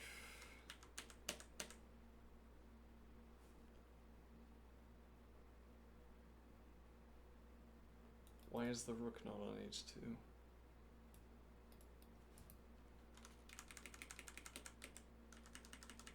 Oh boy.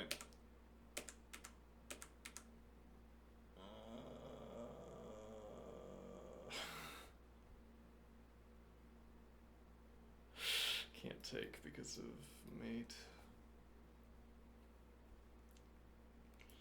Queen takes is available though, there's no rook a7 yet, and then you're threatening rook a8 with fork.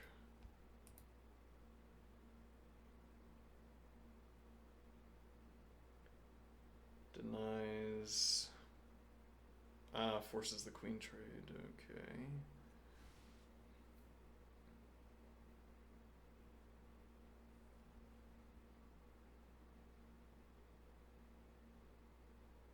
Yeah, I can't step out. Denies.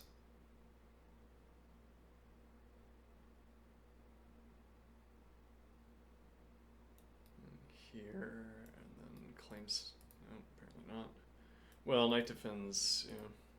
And this pin is preventing, okay, winning pressure.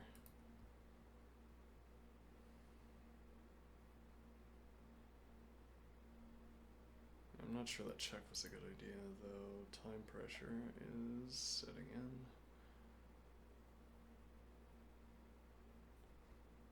Threatening here because this is covered. Oops. Why doesn't, oh, because now here. Yeah. Covers and the knight can't be dislodged. Can't, well, you'd have to approach here. Or, yeah, back. Okay.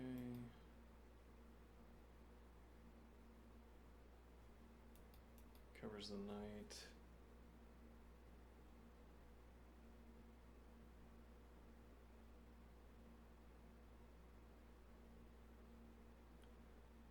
White should have some kind of advantage, but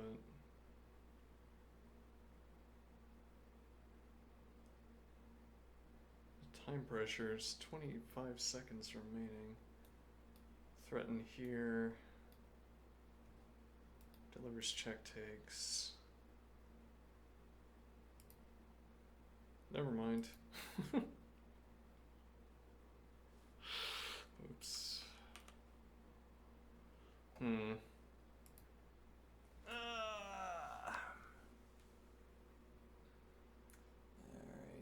time for one more.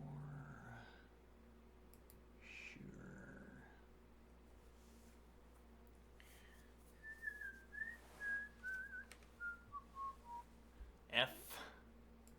F in the chat.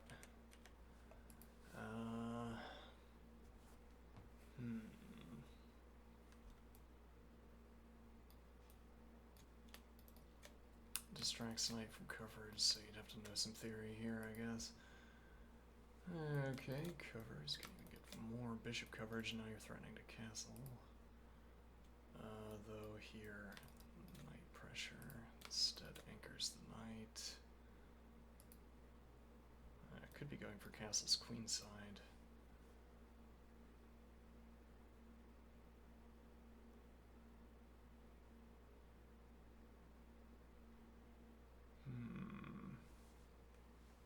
So there was never really any punishment for this early pawn development.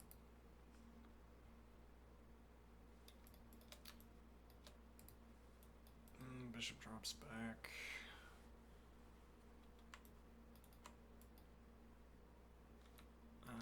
Maybe with bishop support.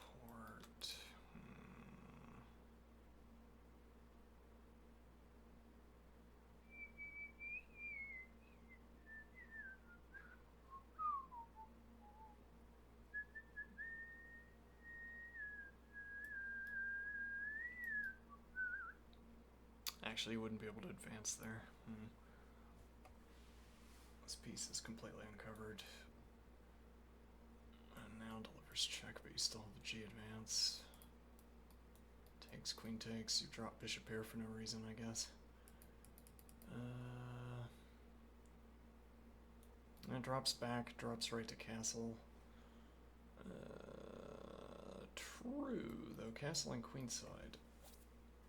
You have to reveal a little bit early that you're going to have to castle queenside, but...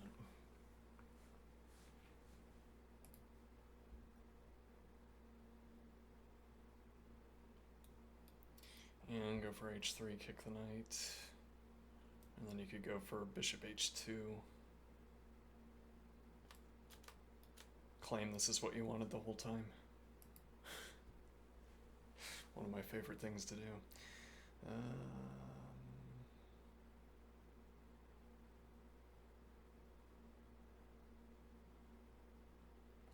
It's not going for bishop g1 yet.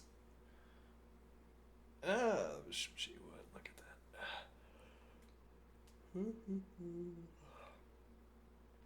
Though h3, bishop h4, and you can't play g3.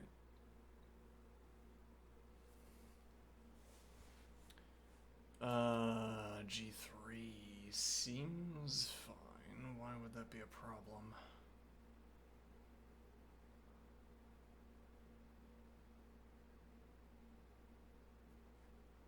And now, actually, you could play h3 to kick the knight, because the bishop can't return to deliver check.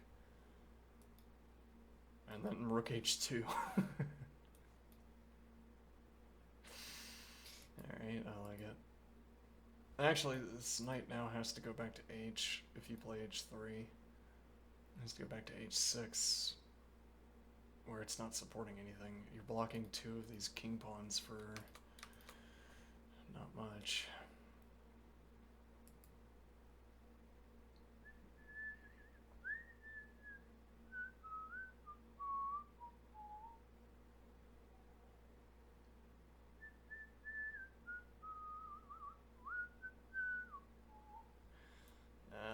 No point. I don't think you go for the next advance.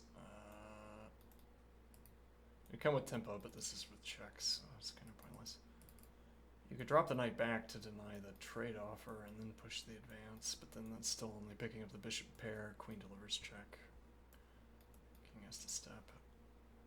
Queen f3 opens up castle's queenside, which also puts a rook opposite the queen, dissuades the advance, though that advance is already thoroughly dissuaded. And actually, the queen on f3 would also deny that advance.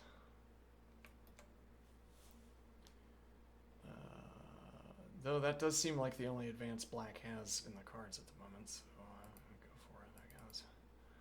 Go for this G advance with bishop support. Yeah, though dark squared bishop behind the pawn doesn't stop that from happening. Okay, this opens up castle's queenside, stays on the file, which also helps deny this advance. So if you went for the G advance, I guess bishop enter position. Alright, claims this was bad for white, I guess. Yeah, I mean, I'm not keen on a mass trade down, but kind of hard to decline.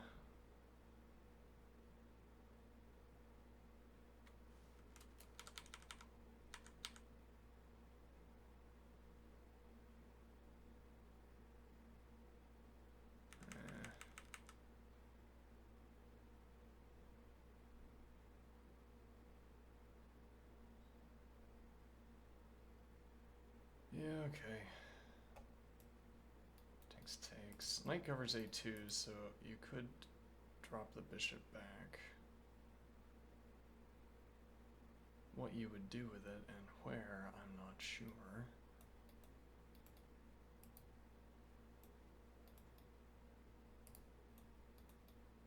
Though here interfering with knight. Here interfering with rook until you move it again.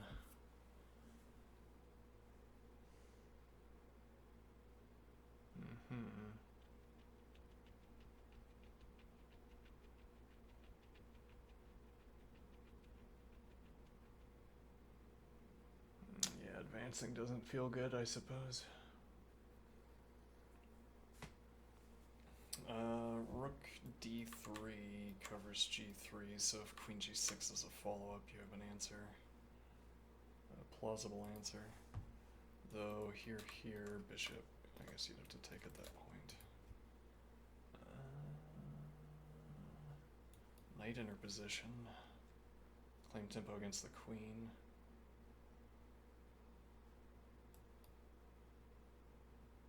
Damages the pawn structure.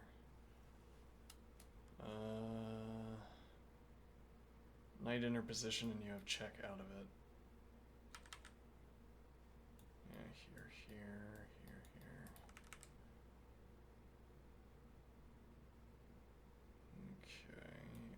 here takes. This advanced pawn helping to lock down the queenside structure. Bishop looking at h7 in advance.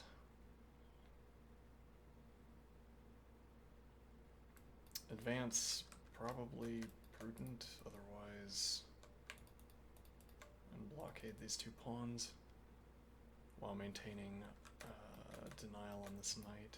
You probably have to play this tempo.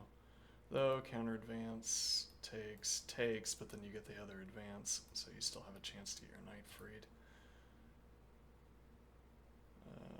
If not this, I think white should advance immediately, though that also leaves a backward pawn on the open file, albeit with 2 minor pieces worth of support.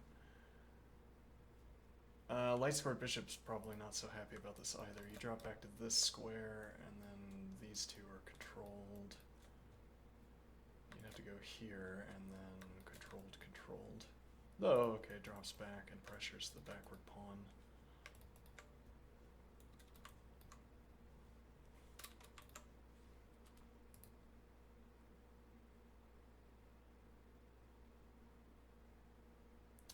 Yeah, maybe you're not advancing this. You could play G advance as well, so that if advance takes with pawn and bishop support, and then this pawn is difficult to target.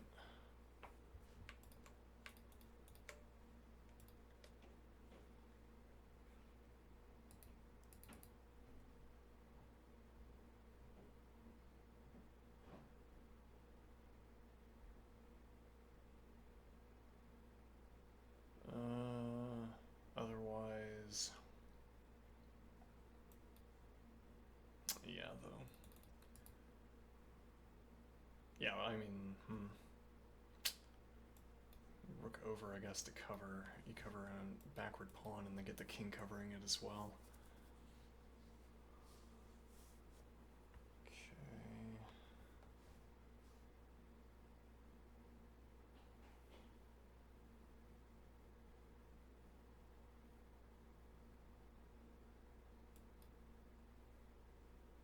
This also discommunicates bishop. Maybe there's even an argument at that point for trading off the piece for the 2 pawns. Takes, bishop takes with tempo. Okay.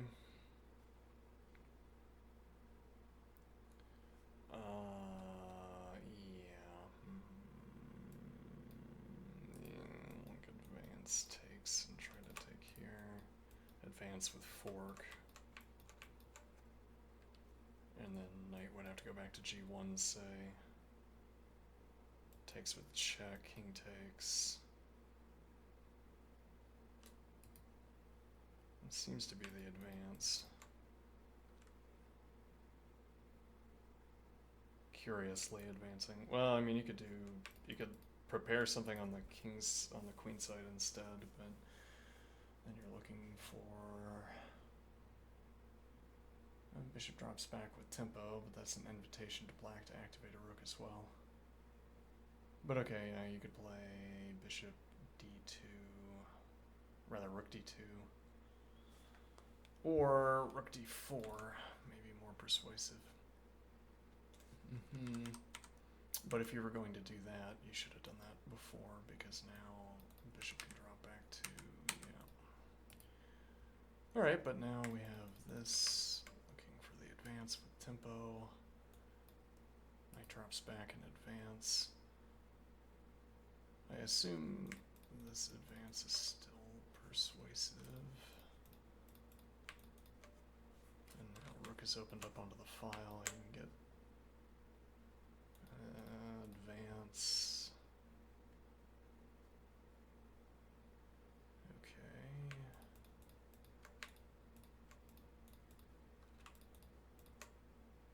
With tempo. Covered. And covered, so advance takes is available. Okay.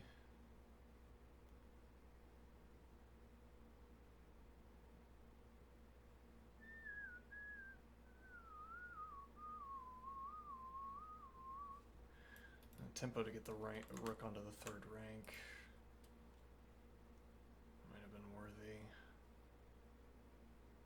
Worthy.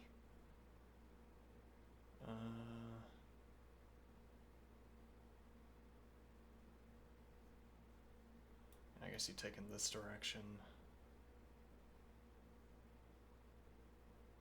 This didn't turn out like I was expecting. Advances. Ah, right, yeah, because okay, fine. And now takes, king drops back, and then you can play rook in, or takes, king takes, and bishop skewers.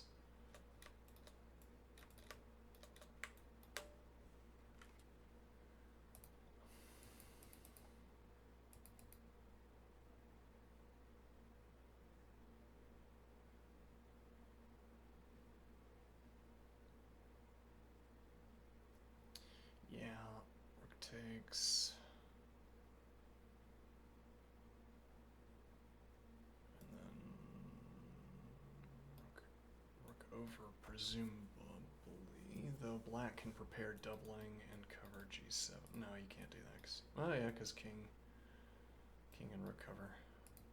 Can't get the bishop to defend.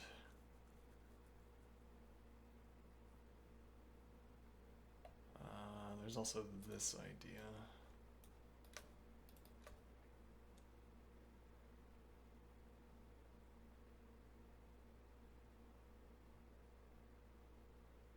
Yeah, okay.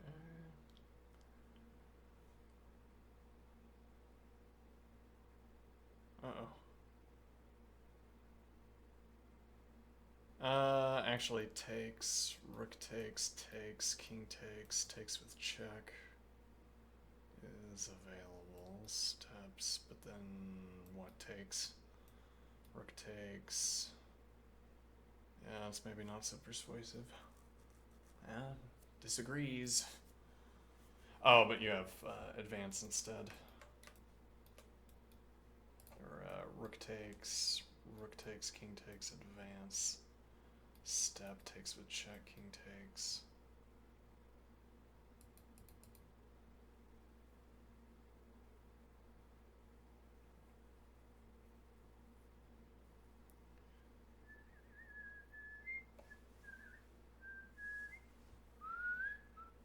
Peace out.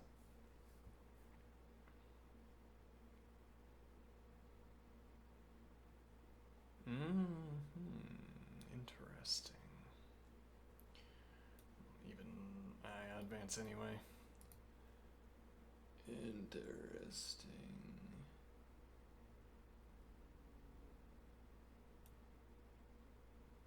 I just maintain coverage. I mean, the pawns keep rolling, but you have a free tempo here.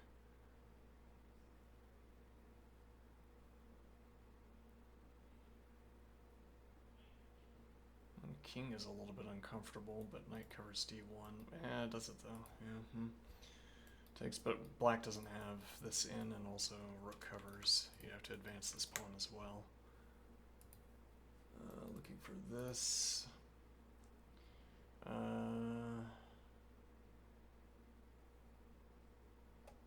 So like here, and you advance, takes with tempo against bishop, takes.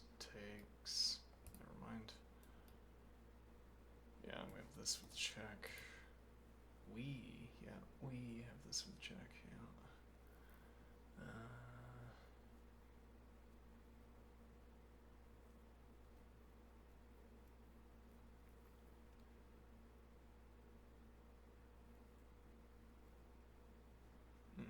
Only here. Not sure the benefit of that move. Force the king back. Heading towards the end game, or even in the end game. Yeah, we still have a bishop move. Here with tempo, with pressure against the knight anyway, though it's covered by rook. But yeah, this mating threat becomes a problem. You don't have time for c3, which would otherwise have allowed the drop back and the bishop challenge. Yeah, indeed. Okay, opens up lift. You couldn't go with b3 because a3 counter advance.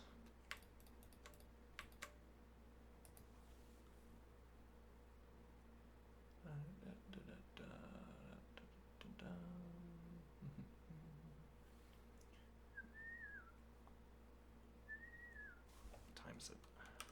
Yep. Okay.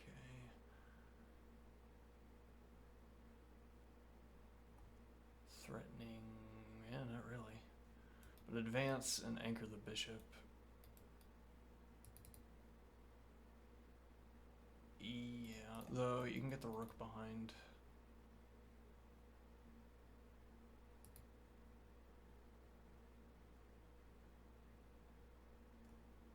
Okay. Not covered. Notably. Yeah, otherwise. Yeah, but here this loses for black. And you can't defend from this side. Okay, deny the advance. Also this pressure. Delivers check. Maybe. And then step. Okay, goes for it. Denies.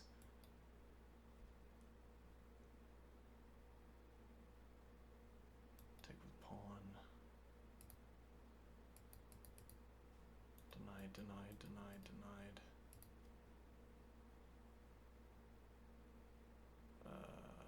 That's a little bit worrisome, but yeah, it's a little bit worrisome. Next check, you have to step out, or else it's. And now here, actually, there was another check, but.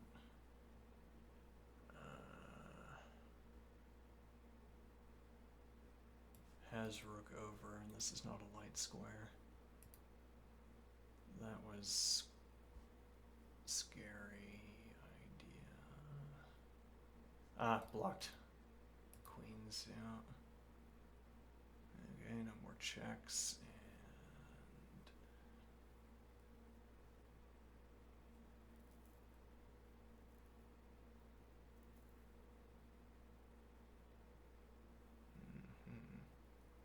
and alright, I'm out.